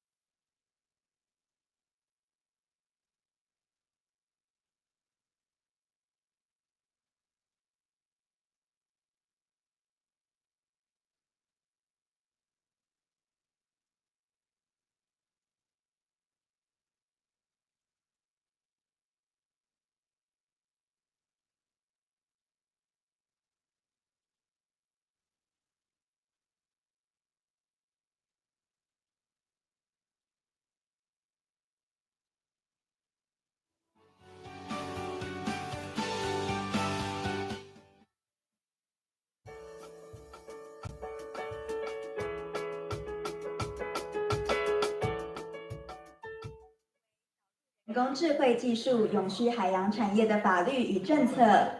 The session 1 starts now, and the topic is the legal and policy framework for integrating artificial intelligence technology for a sustainable maritime industry. 欢迎本场次的主持人，国立高雄科技大学海洋事务与产业管理研究所，同时也是海洋事务研究中心主任刘文宏教授。Please welcome the chairperson of this session, Professor Liu, from the Institute of Marine Affairs and Business Management at National Kaohsiung University of Science and Technology, who is also the director of the Center for Marine Affairs Studies. Good evening. It's my pleasure to welcome you to this session. And my name is Wen Hong. I'm from the National Kaohsiung University of Science and Technology. And today we will have the three speakers and three reviewers. Each speaker will have the 10 minutes to deliver their talk, and maybe one reviewer can have the 3 to 5 minutes to give his comment. So I think all of you will learn a lot from them. And the first paper will be presented by the Yan Xiang Zhang, Dr. Yan Xiang Zhang, who is an assistant professor master degree program in ocean policy in the National Taiwan Ocean University. And his topic will be the preliminary study on the legal doctrine of using AI to monitor and regulate the fishery affairs. Let's welcome Dr. Zhang.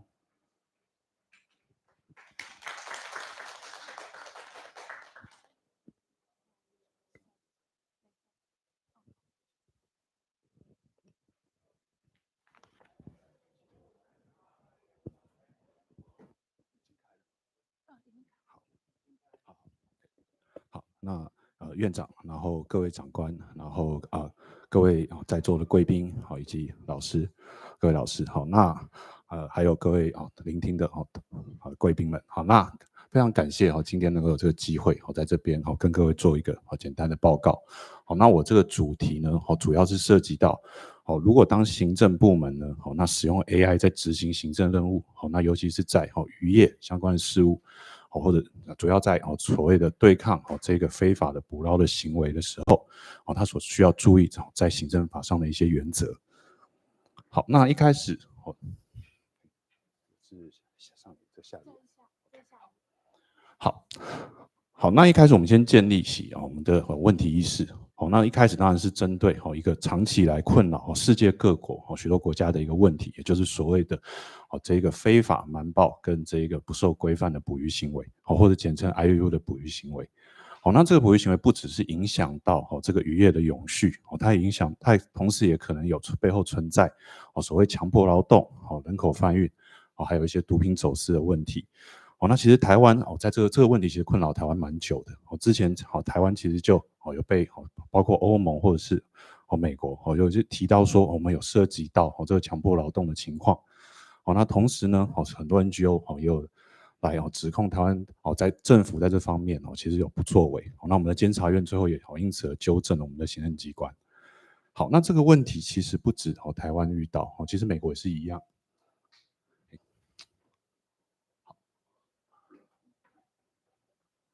好，那长期以来这个问题也困扰美国，所以美国总统这个拜登呢，在2022年他就有一个这个国家安全的备忘录提到，这一个非法的捕鱼行为呢，同时影响到了美国的这个经济之外，还包括了国安问题、渔业的永续，还有他们的这一个渔工的本身的人权。好，那一般而言很多不同的国家，它的行政部门尝试着对抗这样子的非法捕鱼行为，过去就曾经使用各种技术，那现在的 AI 呢也被应用到这些技术，应用到这样子的行政作为当中。好，那我个人不是这个科学方面的专家了，所以我也是透过某一些关于这些新闻资料的搜寻，大概就发现了几种AI 被使用在对抗这个非法捕鱼行为的这样子的这样子的新闻资料。好，那我们看到第一种这个是包括美国的海岸巡防队还有这一个相关的这个跨国的国际组织呢这个 NGO 组织，他们都尝试的使用这个雷达再加上 AI 的演算法，然后他们的目的是发现在这个地图上面是否有这个非法的捕捞活动。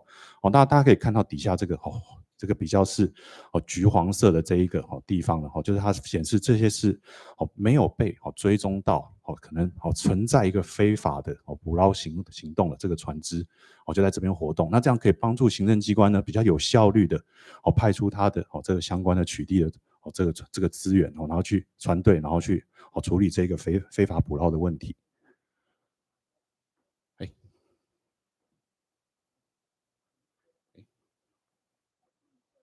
绿色是下一页，好 ，OK， 好，那再来有新闻资料提到那个也有这个英国或者是澳洲都尝试采用这个水下的这个声呐系统搭配 AI， 然后他们的目的是分析包括鱼类的声音之外，还有重要的是拖网渔船的声音，然后呢，它可以去判断哪边正在从事非法捕捞的行为。好，那再来这个是所谓的电子监控系统它目的是用来监测船上的这个渔业捕捞的这个过程然后呢，它可以判断鱼种然后判断捕捞的数量，还有捕捞的时间它目的是来计算这是否有超过捕捞的限额。那还有另外一个好处是，它可以取代所谓的人类的观察这个观察员那过去人类观察员这是在船上实际上呢就是船员也不喜欢他那他也会害怕说看到什么事情会出什么样的问题。好，那这一些相关的使用科技到这个行政任务的这一个作为里面那我们要注意的哪一些问题？那我们当然从现行法来爬梳那在美国的话以目前美国在处理这样子的这个这个渔业相关的法规，其实实际上呢它没有直接写明 AI 在里面那比较有提到的主要是这个电子监控系统这个电子监控系统，那主要是在像这一个Magnuson-Stevens 的这一个渔业保护法，然后还有这一个海洋哺乳动物的保护法里面它都有提到如何当政府使用这个电子监控系统然后在这监视这个捕鱼行为的时候它所要注意的相关的保密规范。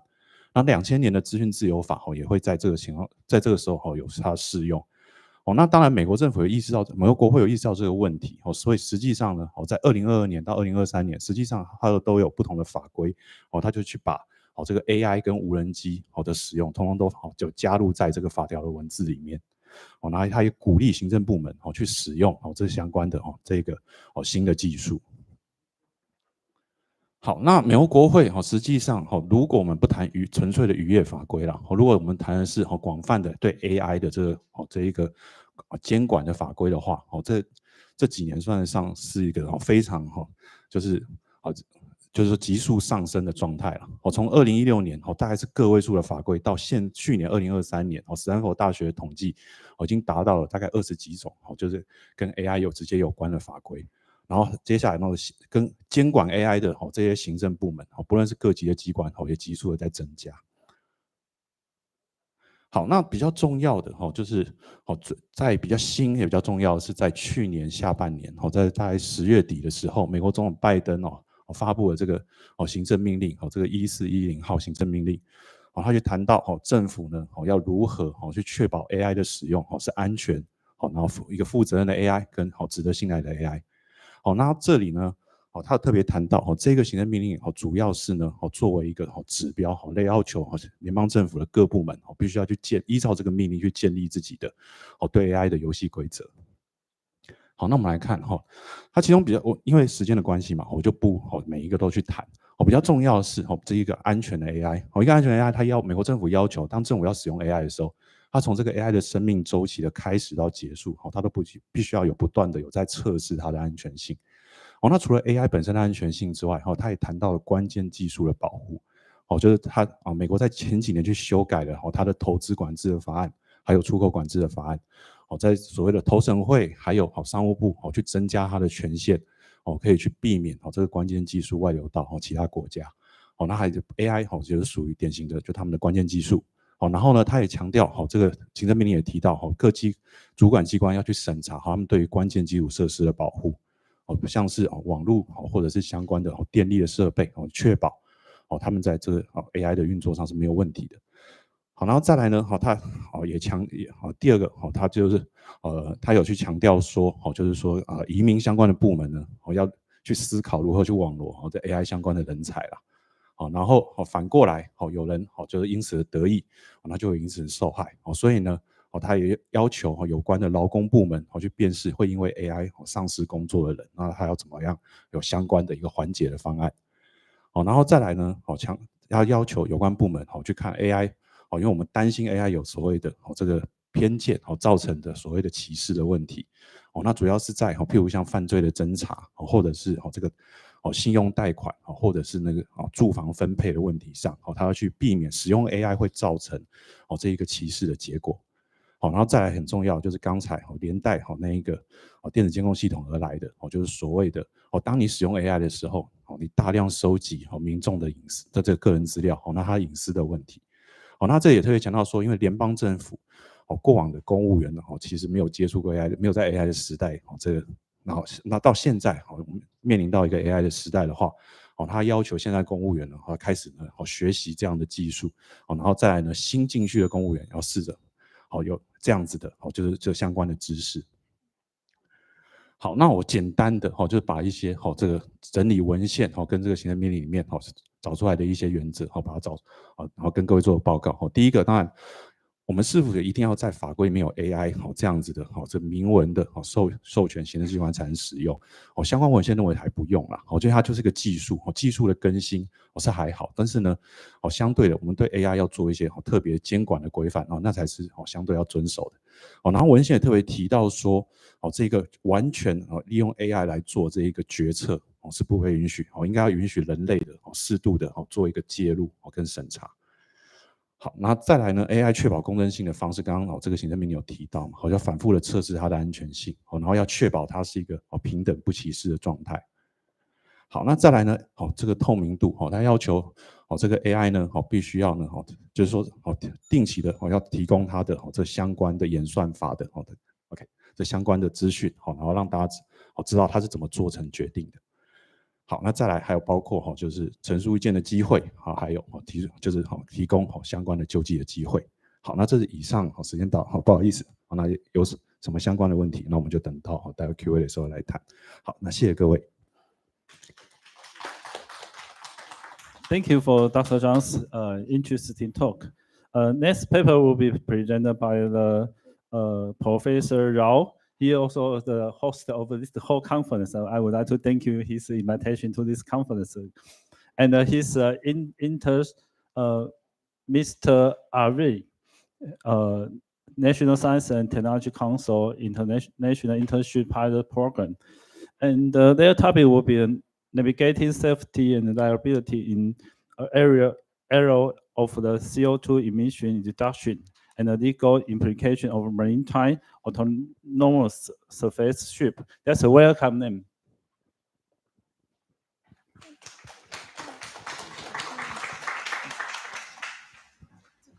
All right, thank you, Chairperson, Professor Liu Wenhong.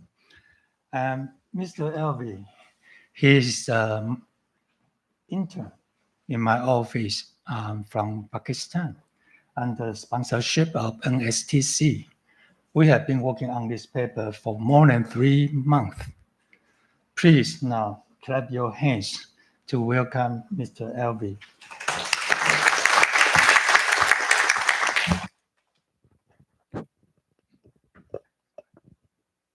Thank you, Professor, for providing me this opportunity to come over here for this internship program, for the acceptance, and then thank you NSTC for providing me the funding opportunity to research over here, far away from my home in another country, another culture, also in another field. So my name is Muhammad Hazla Alvi. Previously, I have done master's in European legal studies. My thesis was in the field of investment law, but I wanted to try this field, and under the supervision of Professor Joe, I have been provided the motivation to go forward in this field, and I plan to go forward in this field.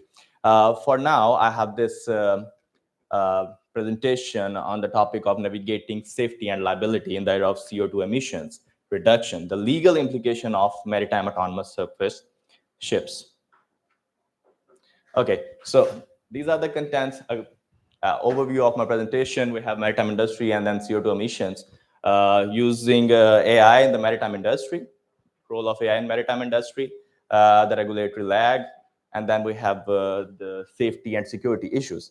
The main topic for my presentation is the liability dilemma because of using AI or MASS or maritime autonomous surface ships in the shipping industry. The next one is breaking the limits, and the last one is conclusion. Moving forward.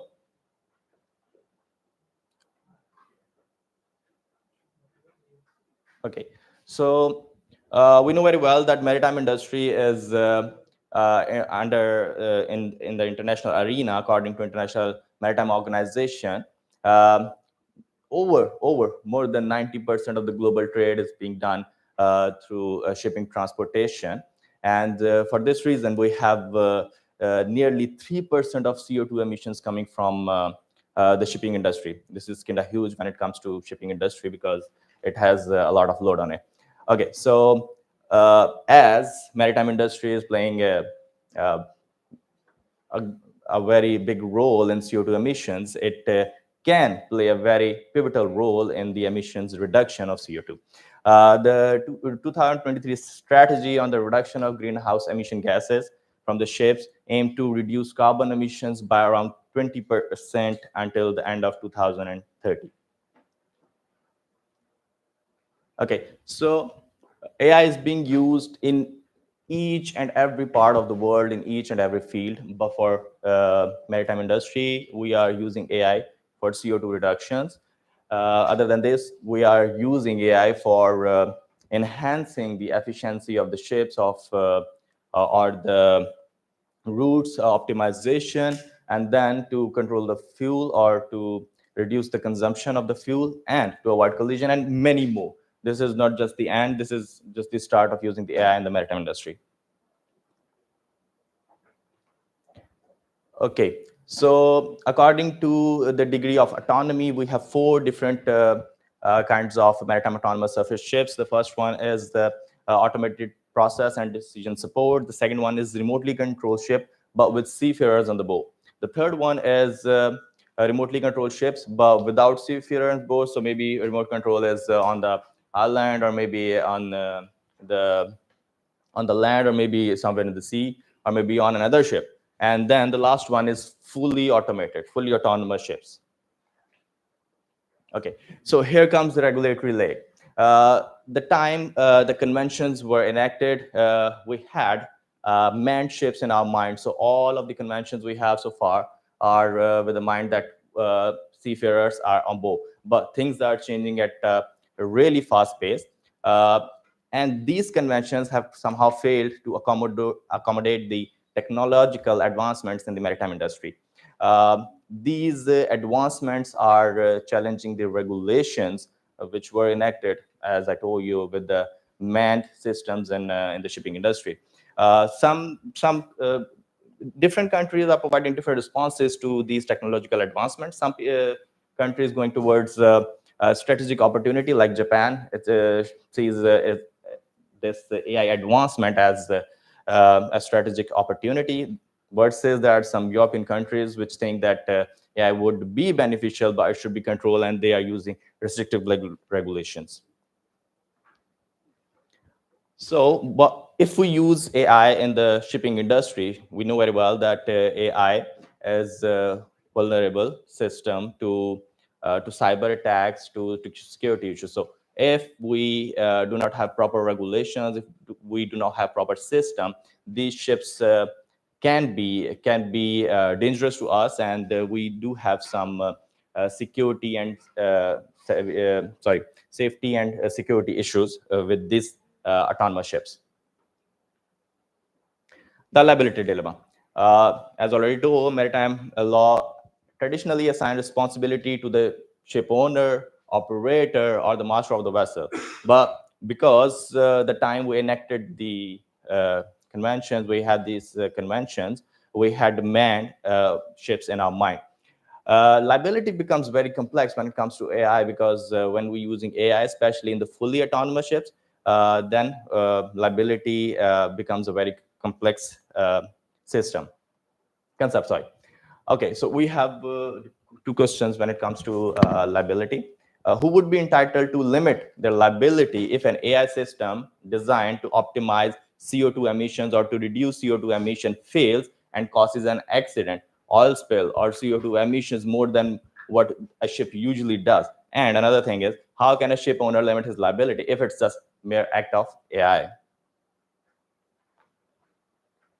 If we go for LLMC 1976, the Article 1 says that ship owner, the owner, charterer, manager, and operator of a seagoing ship and solver may limit their liability. Any person for whose act, neglect, or default the ship owner or solver is responsible. As I told you, the conventions had man in their mind at that time. So it says for the ship owner, we have nothing for AI or something. If we go for 1969 International Convention on Civil Liability for Pollution Damage, Article 5 says the owner of a ship shall be entitled to limit his liability under this convention. Other than this, we have Nuclear Convention, we have HNS Convention, and other convention, which have same kind of concept for ship owners to limit their liability. So from the conventions, we have this thing that ship owners can limit their liability towards the claimant, but if AI becomes problematic and causes an accident or something, so ship owner can claim the liability over the programmer, service provider, or RCCs, manufacturers, but claimants have their liability towards the ship owners. Okay, so going for the breaking the limits, having AI, LLMC, Article 4 says that a person shall not be entitled to limit his liability if it's proved that the loss resulted from his personal act or omission. Here comes, well, if AI causes an accident, who would be, would the liability be broke? Also, the thing is, it would be difficult if AI makes a mistake or something, and it would be difficult to prove that owner already knew that this has the problem with the ship or something. In addition to this, let's say, for example, we have one AI system which is being used not only by one ship, but maybe 10 ships. If some problems occur with one ship and maybe 8 of the other owners knows, but the last one doesn't know, then what? How it would be proved that the last owner didn't know that there was this problem with the AI system? So as AI is being adopted, the conclusion is AI is being adopted for CO2 reductions, CO2 emission reductions in the maritime industry. Liability shifts from ship owners to technological producers and RCC operators, not in the direct manner, but indirect manner, which are not covered by conventions. So they can be exposed to unlimited liability, not from the side of the aggrieved parties, but from the side of ship owners. This could result in financial insolvency, highlighting the need for new protocols. As we had other conventions with the manned ships in our minds, we need to reform and change them, amend them with accommodating the technological advancements in them. That's all from my side. Thank you. Thank you so much. Thank you for Professor Rao and Mr. Avi. It's an insightful talk. And the final paper will be presented by the Dr. Fedor and Ram. Her topic is the legal and policy framework integrating artificial intelligence technology in sustainable maritime storage industry. Let's welcome the Dr. Raman.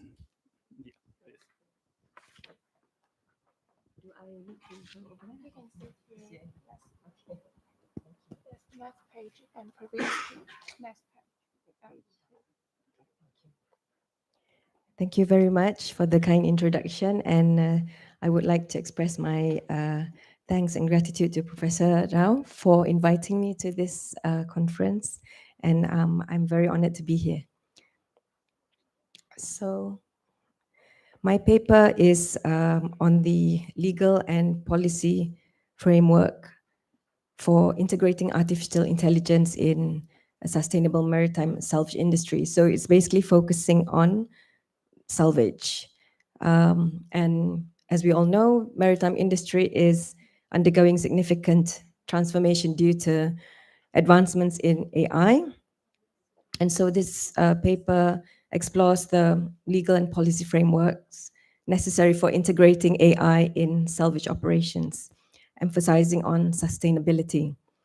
By analyzing existing regulations, identifying gaps, and proposing a cohesive approach, this paper aims to provide a foundation, just a starting point for developing AI-driven salvage practices that enhance environmental stewardship and operational efficiency. So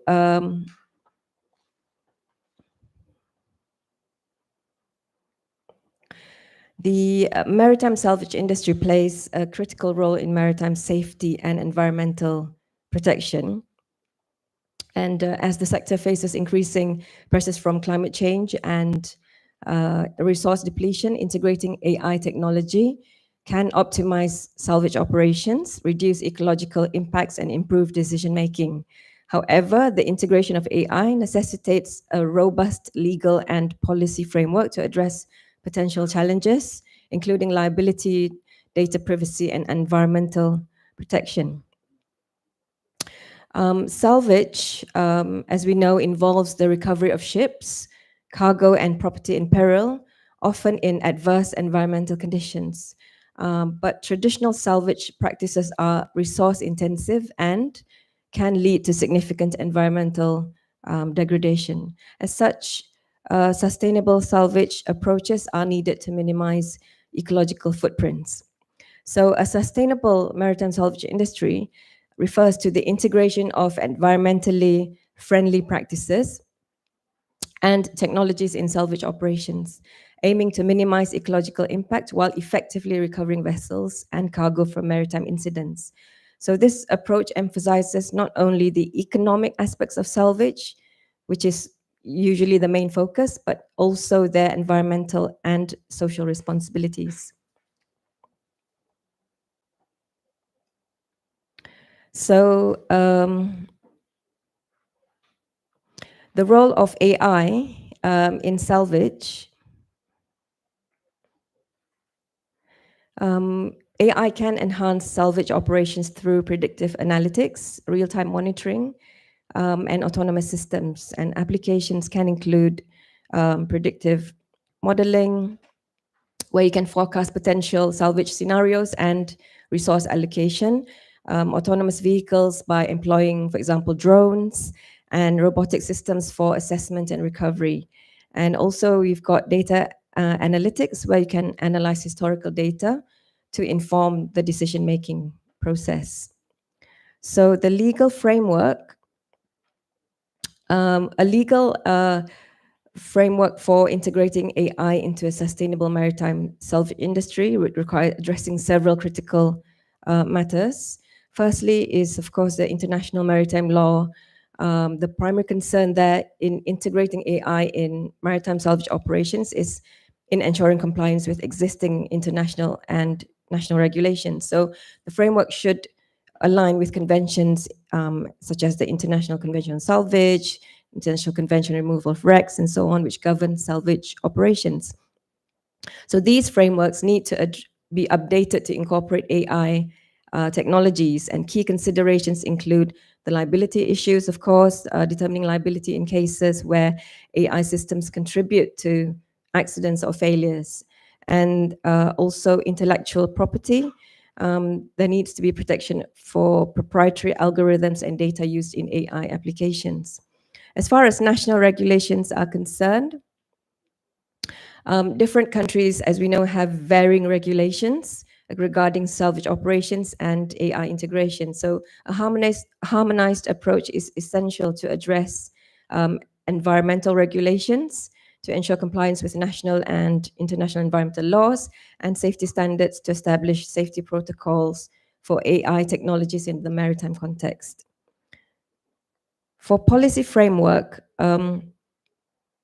The integration of AI in maritime salvage should align with the United Nations Sustainable Development Goals, particularly Goal 14 about life below water. So we need to emphasize the need for sustainable ocean practices, and Goal 9, where there needs to be promotion of resilient and sustainable infrastructure for the goal on industry innovation and infrastructure.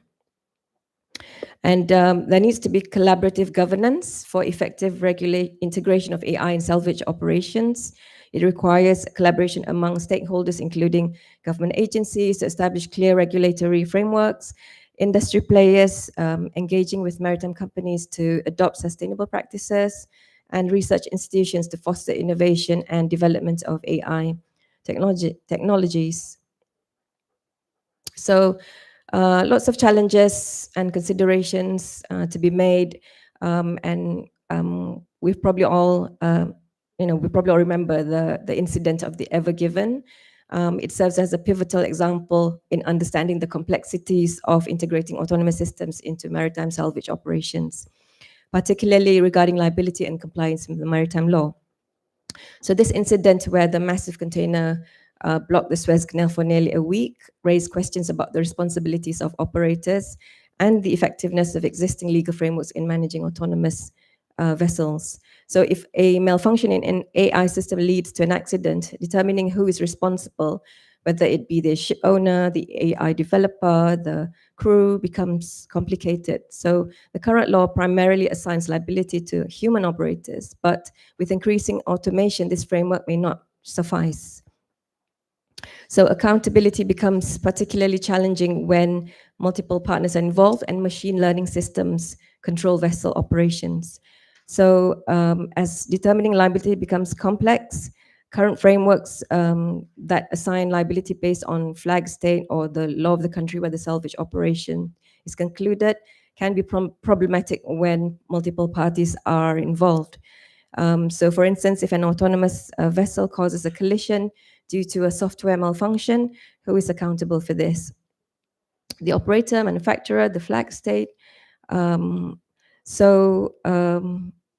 we look at Article 94 of the UNCLOS, flag states are responsible for ensuring their ships are properly manned and maintained. But this raises questions about accountability when no human crew is present, or partially controlled by human and partially by AI. So we also have ethical considerations. The use of AI raises ethical questions regarding decision-making and accountability, especially in high-stakes environments. So ensuring that human oversight remains integral is vital to maintaining accountability and ethical standards. And it's crucial to establish guidelines that ensure transparency and fairness in AI applications within salvage operations. So by incorporating regular audits, stakeholders can maintain oversight and accountability in automated processes. And this approach not only promotes safety, but also fosters public trust in the use of automation in maritime contexts. As to data privacy and security, the integration of AI relies on a vast amount of data, raising concerns about data privacy and cybersecurity. So there has to be a regulatory framework which addresses how data is collected, how it's stored, and how it's shared. AI-driven salvage operations should be subject to rigorous environmental impact assessments to ensure that they do not exacerbate ecological issues. And a sustainable maritime salvage industry must prioritize environmental protection alongside operational efficiency. So the legal framework should incorporate principles from international environmental agreements, such as MARPOL, to ensure AI technologies contribute positively to ecological outcomes. And the recommendations, we need to develop a comprehensive legal framework to update existing laws internationally or nationally to address AI technologies in salvage, establish clear liability standards for liability related to AI systems, promote public-private partnerships between governments and the private sectors to facilitate research, development, and implementation of AI technology salvage, education and training, develop training programs for maritime professionals to understand and effectively use AI technologies in salvage operations. So the current STCW does not address this. So in conclusion, integrating AI technology into maritime salvage industry presents significant opportunities for enhancing sustainability and operational efficiency. However, it necessitates a comprehensive legal and policy framework that addresses emerging challenges that promotes all of the matters that were raised in this paper and more, actually. Thank you very much for this opportunity. Thank you for Dr. Roman's interesting talk. And after 3 talk, we start to ask our review to give us comment. May I ask the Bridget in? She is the current executive attorney at school company. Give us a comment firstly, please.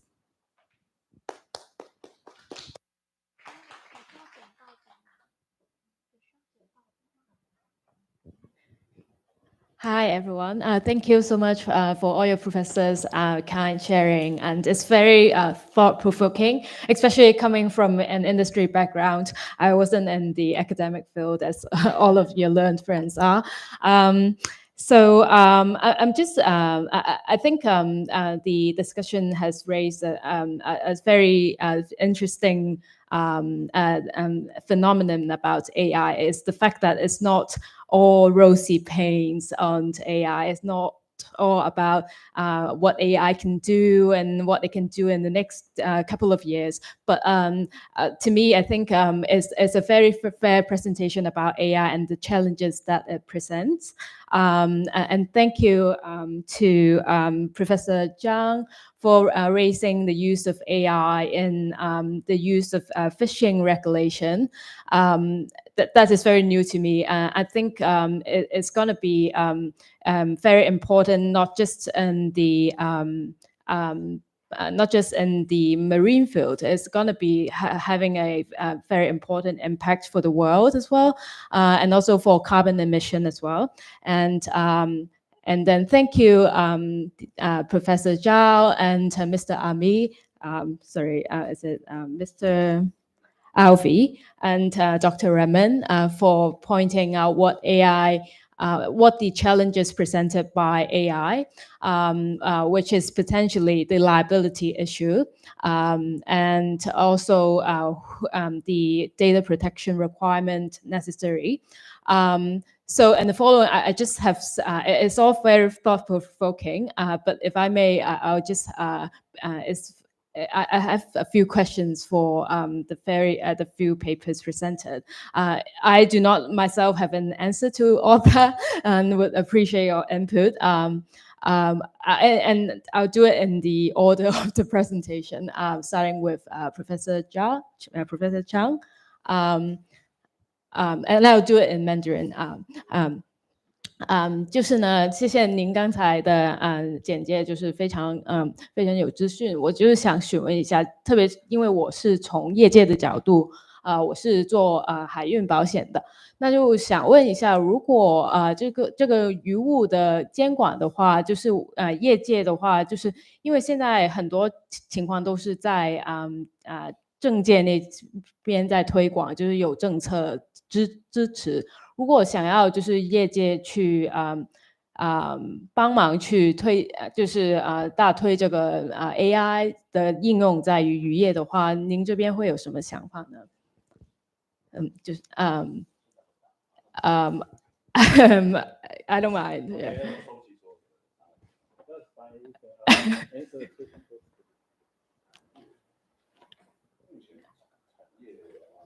应该是说，我的一个主要是这个部门我在使用。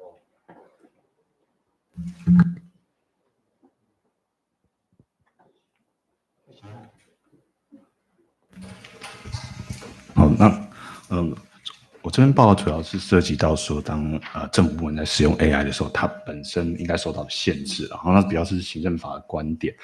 那对于产业界的话，那当然就是如果纯粹就产业界还没有什么特别成熟的想法了，但是主要就是说在刚刚的这一个行政命令里面，就我提到这一个行政命令，它有提到说美国政府应该如何跟产业去做合作，它有责成说那个相关的主管机关要做这些相关的跟产业界合作，然后去开发 AI， 然后再来就是说对于人才的引进，他有特别强调说他可能针对像以美国为例嘛，就很多人他去美国是不论念书或者是各种情况，他都想要在那边找到相关找工作，所以他有特别强调说，美国政府应该在协助企业然后去取得 AI 的相关的人才，所以可能这几年他会就是你具有 AI 专长的人，在美国是特别容易，我觉得拿到签证，找到工作。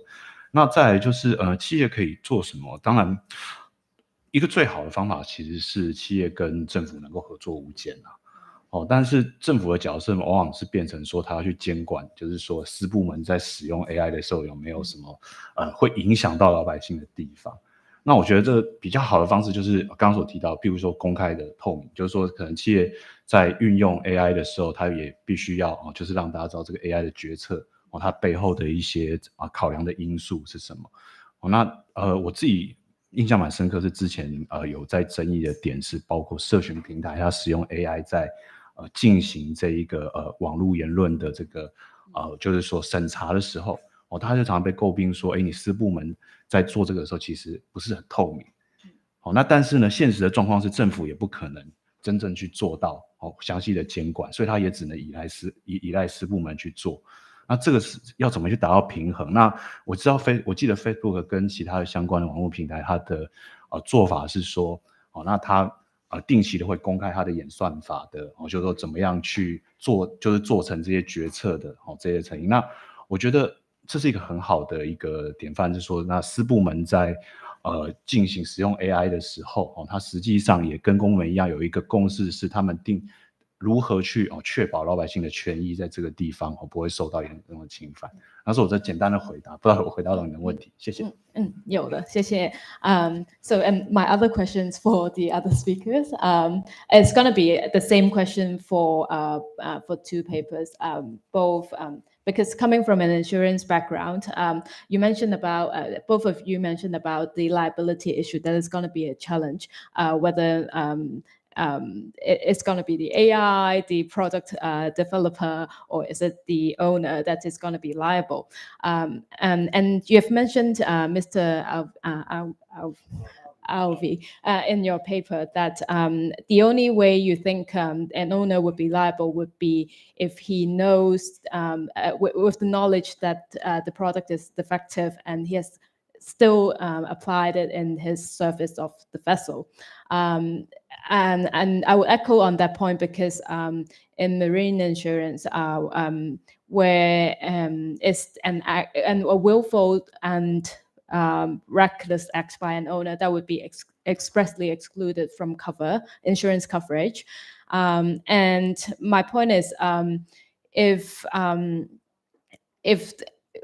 owners is directly excluded from cover, do you think there should be some more, and the current insurance coverage is more related to the employment of the vessel by owners or charters. So in a way, they have to be connected with a ship. But in the following, where the owner's liability is already excluded, does this mean that we have to develop maybe a new coverage for this type of AI liability? And I would like to learn both of your thoughts on this.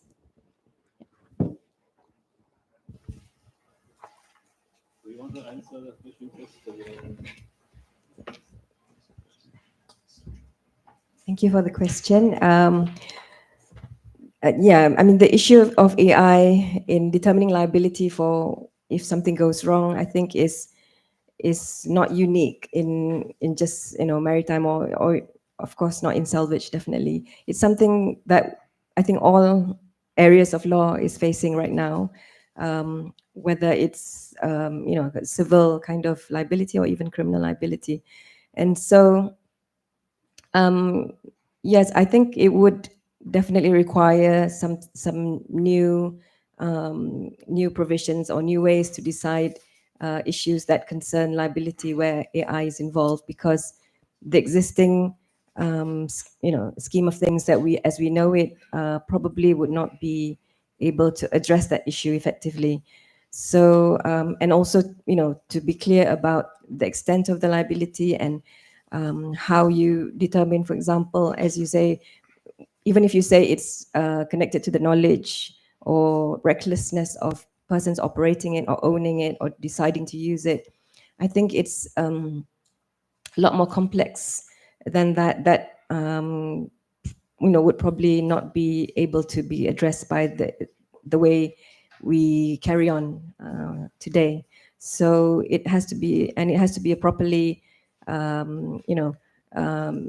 discussed, properly provided for, because it involves a lot of stakeholders, not just the user, not just even the developer of the AI, but it has multiple layers of persons involved that would require complex yet something that actually solves the liability issue without, of course, taking advantage or putting the blame on persons, of course, that don't deserve to be blamed for it.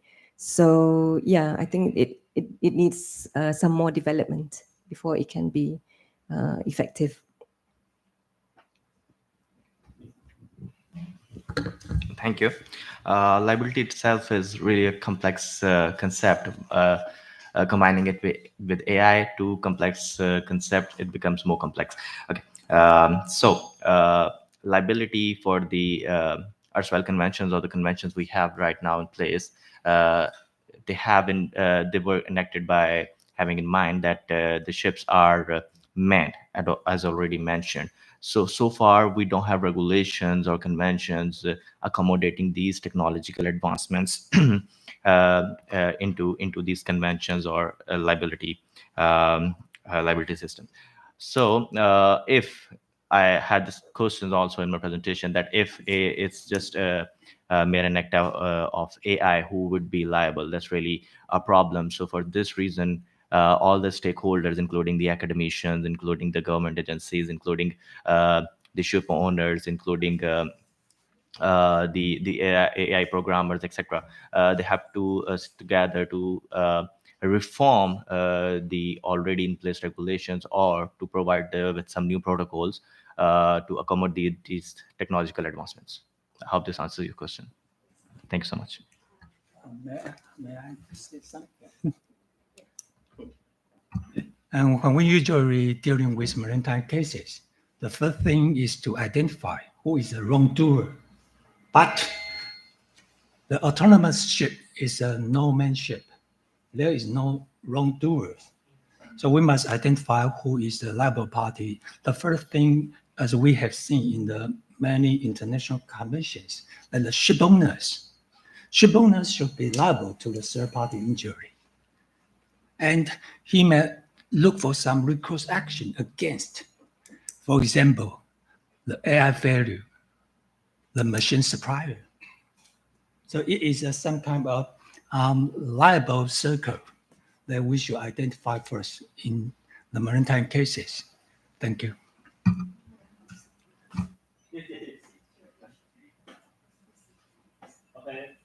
Thank you for the review of their insightful comment and the many useful discussion. And then we invite the second reviewer to Dr. Sun to give us give us a comment, please. Okay, thank you. Thank you. First of all, I would like to say thank to Professor Zhao for inviting us today. And as Professor Zhao mentioned before, next year, our international conference on ocean law and policy will be held in Hanoi, Vietnam. So welcome all of you to our university next year. Thank you. And as a panelist for this session, I also have some comment and maybe a question for all of our speakers, because our section 1 mentioned about the legal framework. So legal framework is the first and very important thing before we continue to develop our idea with other section after that. And with legal framework, as Professor Zhao and other speaker also mentioned, and I totally agree with you that because you mentioned technology advancement has progressed a lot. Regulator adaptation to accommodation this progress still lags behind. So as you mentioned, we are lax of regulation on this issue. So I would like to listen to your opinion about very brief assessment about the role of soft law on this issue, because this time we lack a hard law, we lack a regulation on this issue. So we also have some kind of soft law. For example, I remember the IMO Treaty in 2023 on reduction on greenhouse gas emission from ships and aim to reduce carbon emission by 20% in 2030. So you can give us some very brief assessment, the role of soft law on this issue. Thank you.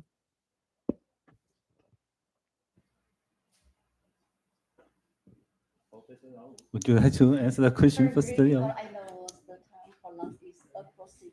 Yeah. All right. The soft law is not a compulsory system of laws. It depends on the organization or states to incorporate the soft law into the domestic law.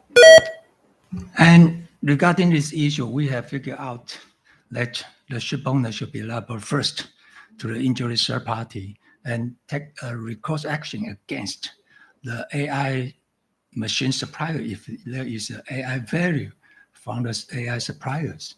So it is a circle action among the liable parties, right? Is it answer your question? Yes, Yeah. it's fine. Thank you. Dr. Emmanuel, would you want to respond to this question? Oh, no. Yes, I think, yes, I agree with that because without, well, you want to call it hard laws, it definitely is hard because it's something that is enforceable and it can be, you can take action with it as opposed to soft laws. So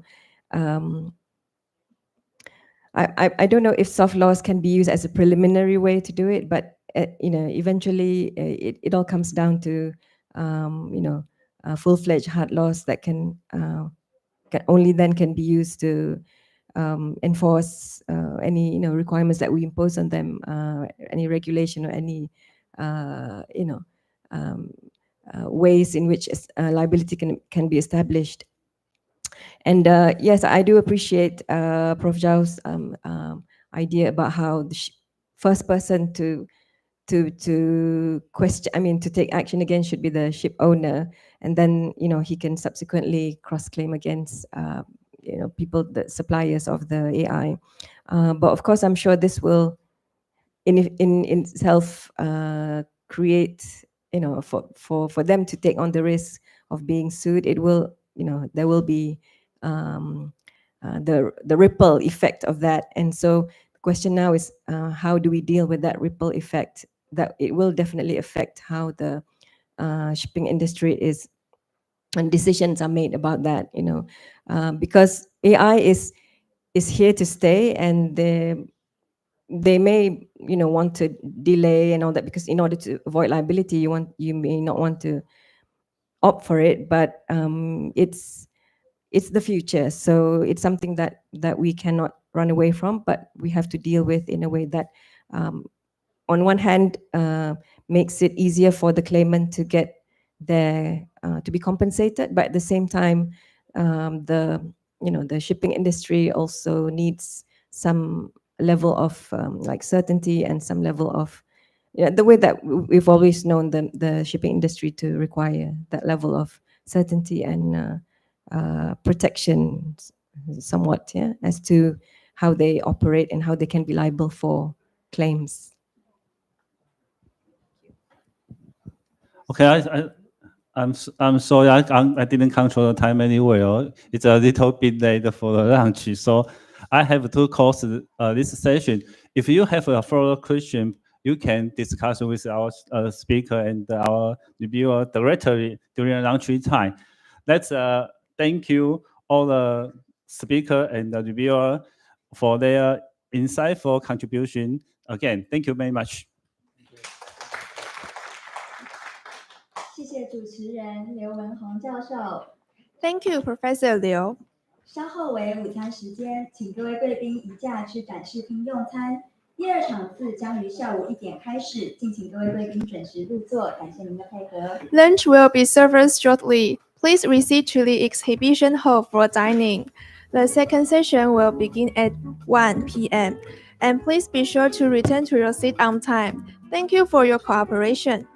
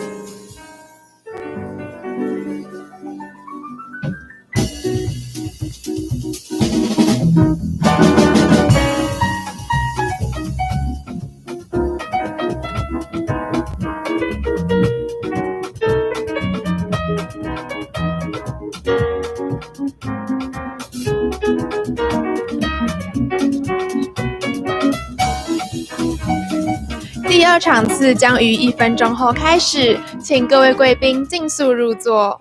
Session 2 will start in 1 minute. Please return to your seats. 需要使用同步口译机的贵宾，可携带身份证件至会场报到处换取。感谢您的配合。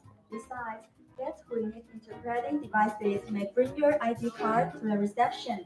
Thank you for your cooperation. 接下来将说明各场次发表人应注意事项。Next, we will explain the important points for each session's presenters.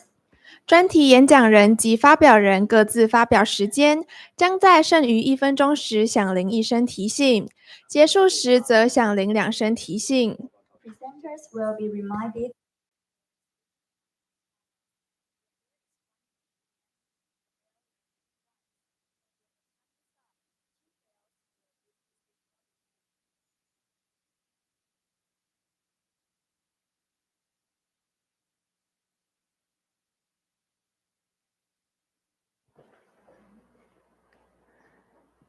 So, good afternoon, dear distinguished guests. Trust all of you enjoyed our mixed-flavored lunch. In our session, this second session, we'll be discussing law and policy for alternative fuels in the maritime industry. We are very glad to have experts across different regions, such as Vietnam and Turkey, and also other parts of Taiwan. And since the schedule is quite tight, without further ado, let's welcome the first presenter from Vietnam. He will be giving us a presentation about from criteria to legal framework for green port. Let's welcome Dr. Tan.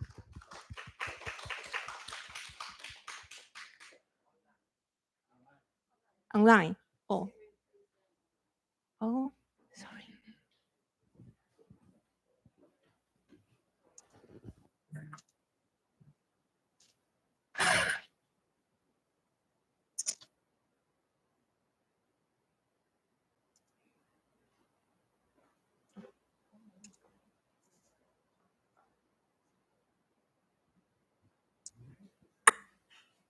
Can you see my PowerPoint?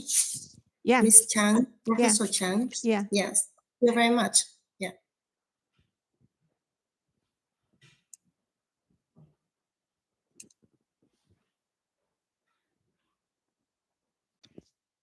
Good afternoon from Vietnam to everyone. And I'm Thị Thắm Lê from Hanoi Brookes University. I would like to say thank you to the organizing committee for granting me to the opportunity to attend and share scientific perspective with other research from around the world. And thank you for Professor Jachi Chang to introduce me. And to save time, now I will talk about my topic. And I just only focus on the main of topic, and the detail can you read in the conference document.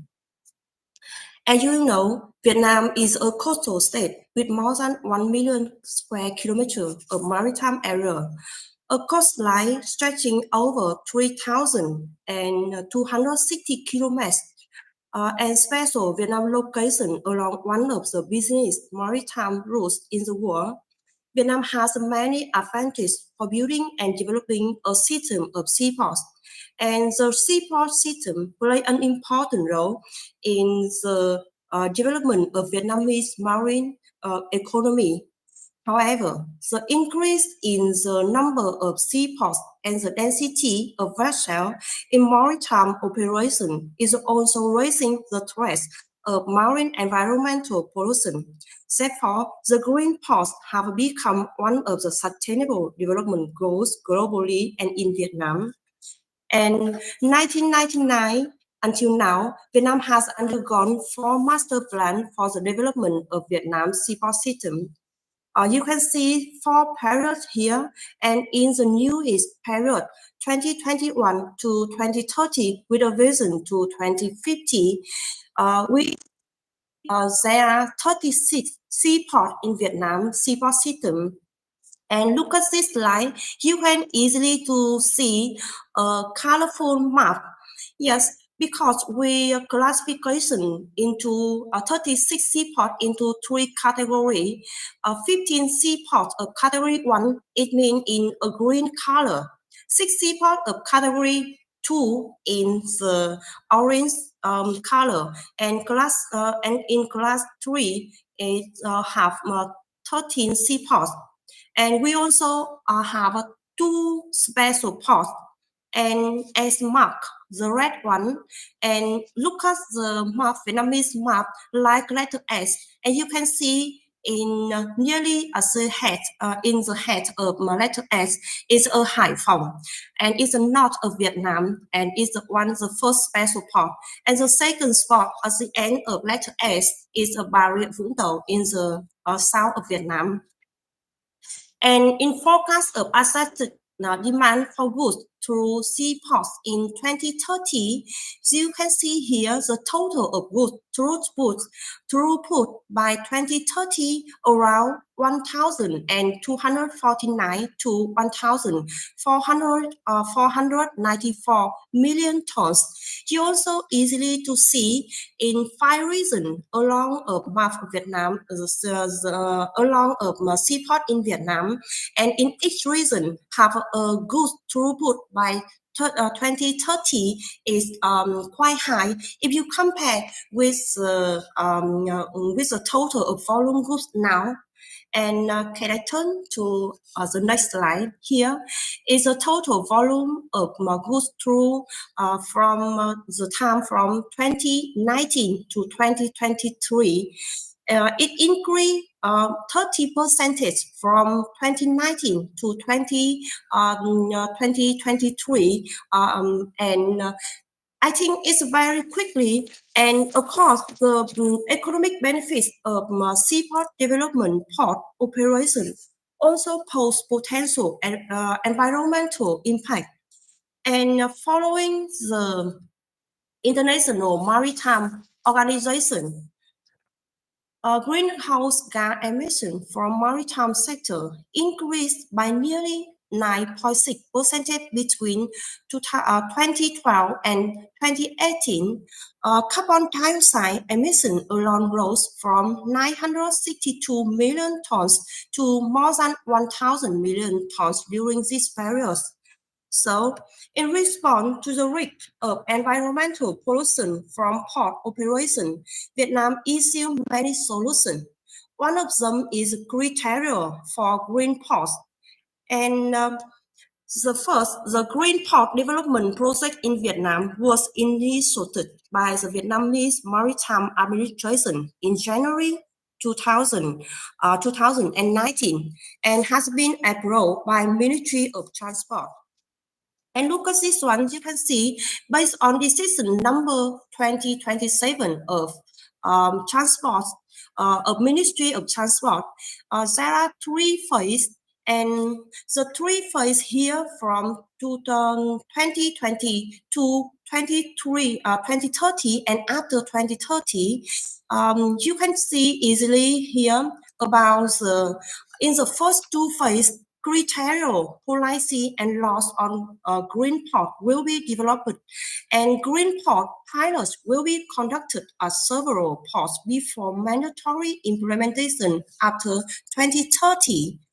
So, following the roadmap above, decision number 2027, at December 29, year 2022, the Vietnamese Maritime Administration issued decision number 19 and 9, announced about the criteria. You can see here, there are 3 main criteria groups and 10 special criteria. And you can easily see here the score from 1 to 5, the total is a 5, and thus the main criteria and spare criteria for green port primarily focus on the sustainable development of port through regulation on environmental protection energy efficiency, the use of clean energy, and pollution reduction aimed at sustainable development. And the green part need achieve at least 3.5 points. Moreover, enterprise must have a document proving the implementation of each criterion. And now we will turn to the policy and legal framework for green port in Vietnam.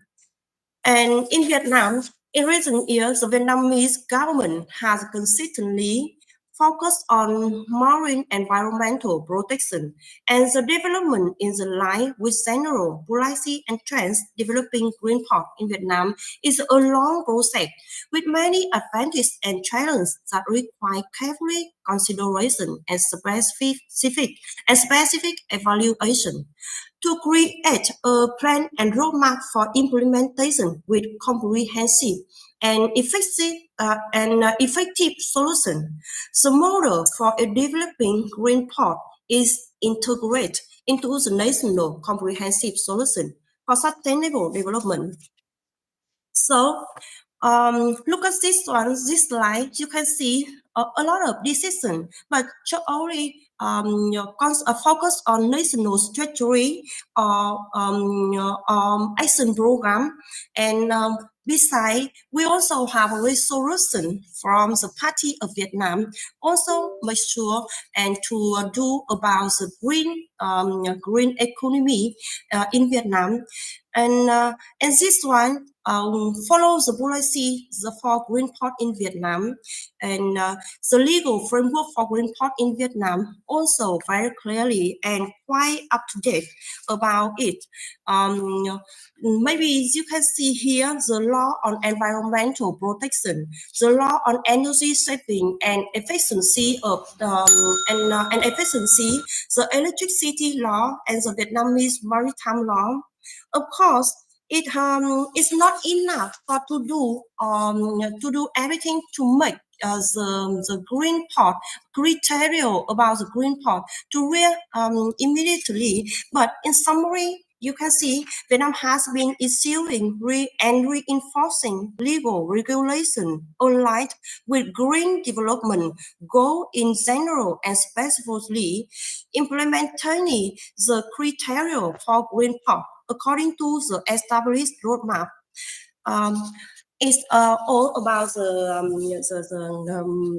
presentation about my topic. Thank you for listening, and with the conference great success. Thank you. Thank you, Dr. Tan, for your presentation, and thanks for giving us a thorough introduction about the policy initiative and also the legal framework of now current development of Vietnam's green ports. So let's welcome the next presenter, and he will give us a different perspective from Turkey. Let's welcome Dr. Gozan. Please forgive me if my pronunciation is not correct. And then he will give us a presentation about the concept of green seaports in fighting against marine environmental problems, legal, commercial, and geopolitical projections. Yes, that's right. I think I can start right now. My clock is on and my screen is shared. Okay. Hello everyone, good morning from Turkey. My name is Yasin Yildirim, and today I would like to give you a file about seaports and their legal, commercial, and political aspects. Okay. Well, at the first slide of my file, I would like to give you a short explanation about the concept. So what is the green seaports? What are the green seaports? Well, normally we can give about many and different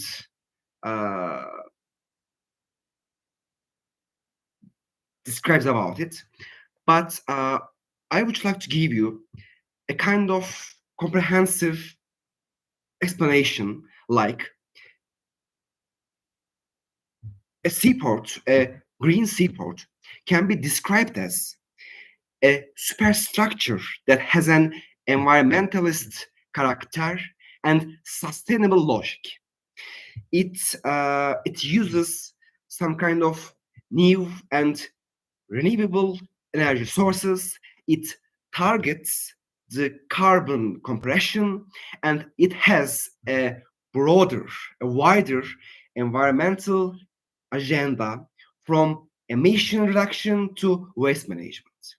So as you can see, we can expand this description and we can add some kind of new elements to this meeting. At the end of the day, the green seaport concept is a very broad, is a very wide, and it can be expanded into various perspectives and viewpoints. So where did these seaports begin?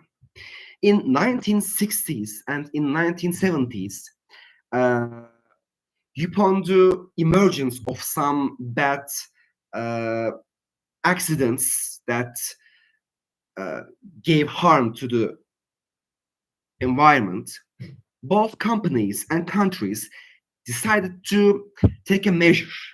And that's why they designed the Harbor Act of 1964, the MARPOL, the 1973, and the other national or international degree acts and codes. And these are the first examples of these concepts. And finally, in 1997, with the realization of EcoPort projects on the initiative of ESPO, it means European Seaport Organization, the green seaport concept emerged in official and technical terms.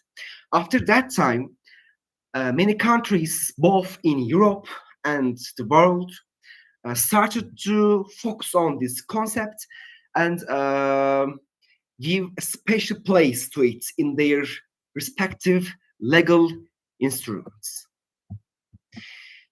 As of 2024 in Europe, there are 26 countries are members of the ESPO.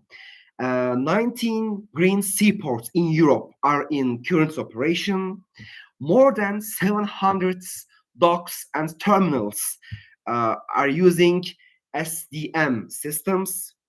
More than 30 seaports have already received PERC systems. And finally, more than 50 seaports have their specific ISO certificates. Besides these all events in Europe, we can say that this green seaport concept is already being empowered outside Europe as well. For example, Port Klang in Malaysia, Port Hualien in Taiwan, or Tangiang in Vietnam are the other examples of these seaports. And as of Speak Turkey, we already enacted a special legal instrument to empower green seaport concepts and make a national legislation. So what we propose? We propose that, we believe that even though there are many seaports in the Europe and the world, unfortunately, all these steps are taken with individual constants. However, we think that we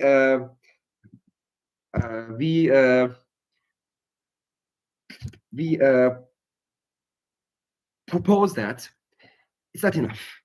If we want to minimize all the detrimental effects to the nature, environment, we have to take more serious and more concrete steps. In this wise, we believe that all the seaports that open to international traffic should be obliged to transform into green seaports in the light of appropriate national degree and international degree legal documents and rules. In this wise, we assert that an international scaled, comprehensive, systematic, and coordinated newly green seaport convention should be immediately prepared by the UN and IMO. In this process, of course, the technical assistance of European or Asian port networks can be received, and ultimately a new kind of convention can be prepared for every countries in every continent. So what are the legal projections? Well, we believe that if we prepare such kind of legal instrument, we have to modernize all basic rules about natural protection. Besides, we have to extend, we have to revise, or we have to adapt the already existing rules in the MARPOL or other acts. Thirdly, we think that the adoption of ISO requirements should be implemented these new legal convention. And finally, we think that we have to combine all these technical, industrial arguments in a legal harmony.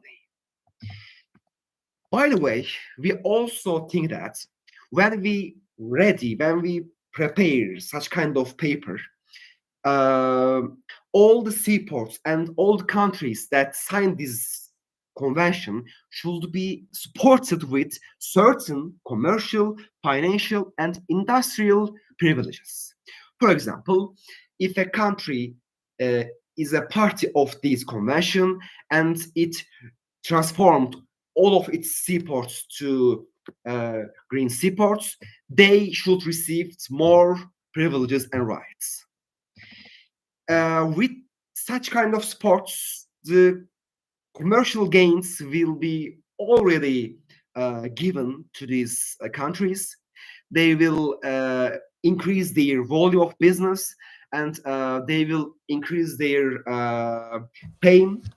And even though it is not fully ethical, or even though it is some kind of debatable, markets are free. And finally, when you prepare such kind of green seaports, you will also increase your political power, like the DP World in UAE. As you know that the UAE has been using its seaports in the world as their geopolitical instruments. When you have a system of green seaports in your country, we believe that you can also increase your geopolitical power. So ultimately, at the end of my file, we would like to remark that if we want to minimize all these detrimental effects to the nature, we have to take concrete steps. And when we prepare such kind of new instrument, a new green seaport convention in the worldwide scale, it will be highly beneficial both the individual countries, both the nature, and the international community. Of course, it's not an easy topic. It's a hard topic. It's a hard task to fulfill.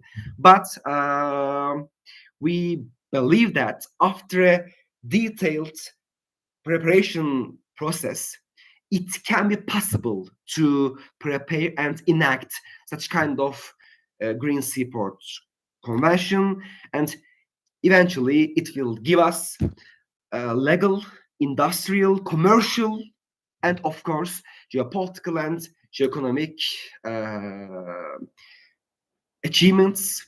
So with this last information, I completed my presentation. I would like to thank you all for listening to me and for your patience and understanding. Thanks so much. Thank you, Dr. Idrin, for your presentation. I agree with you in the conclusion that you probably need more international collaboration to encourage more coordinated efforts to promote sustainability. So, Thanks so much. Thank you. So after learning the development of green seaports in Vietnam and in Turkey, respectively, I'm curious about what are the development of sustainability efforts in other sectors of maritime industry. So let's welcome our next presenter. He will be talking about Vietnam's law and policy framework for green shipping in decarbonization transition. So Dr. Han. Okay. This is next page, and this is previous page. Thank you. So, should I sit or as? You want to sit in middle so that you can look at the screen.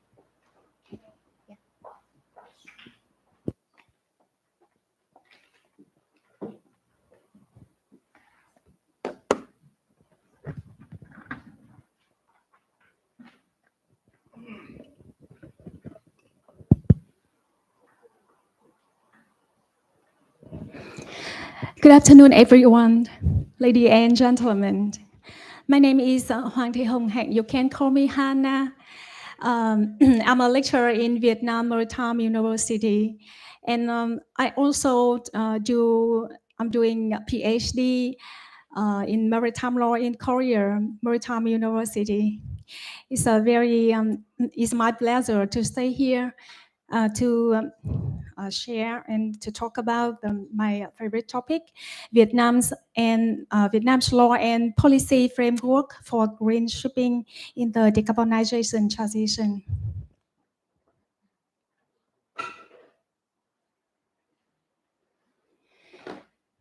You can see Vietnam is a coastal state with a coastline of more than 3,000 kilometers located in the center of Southeast Asia, adjacent to the South China Sea, where main maritime shipping route connecting the Pacific Indian Ocean, Europe, Asia, and the Middle East Asia passed through.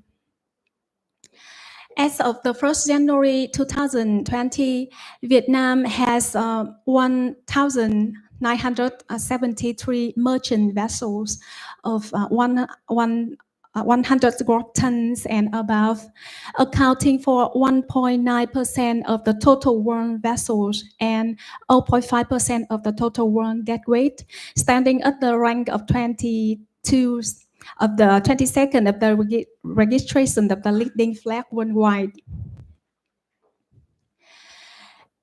In 2014, Vietnam ratified MARPOL Annex 6.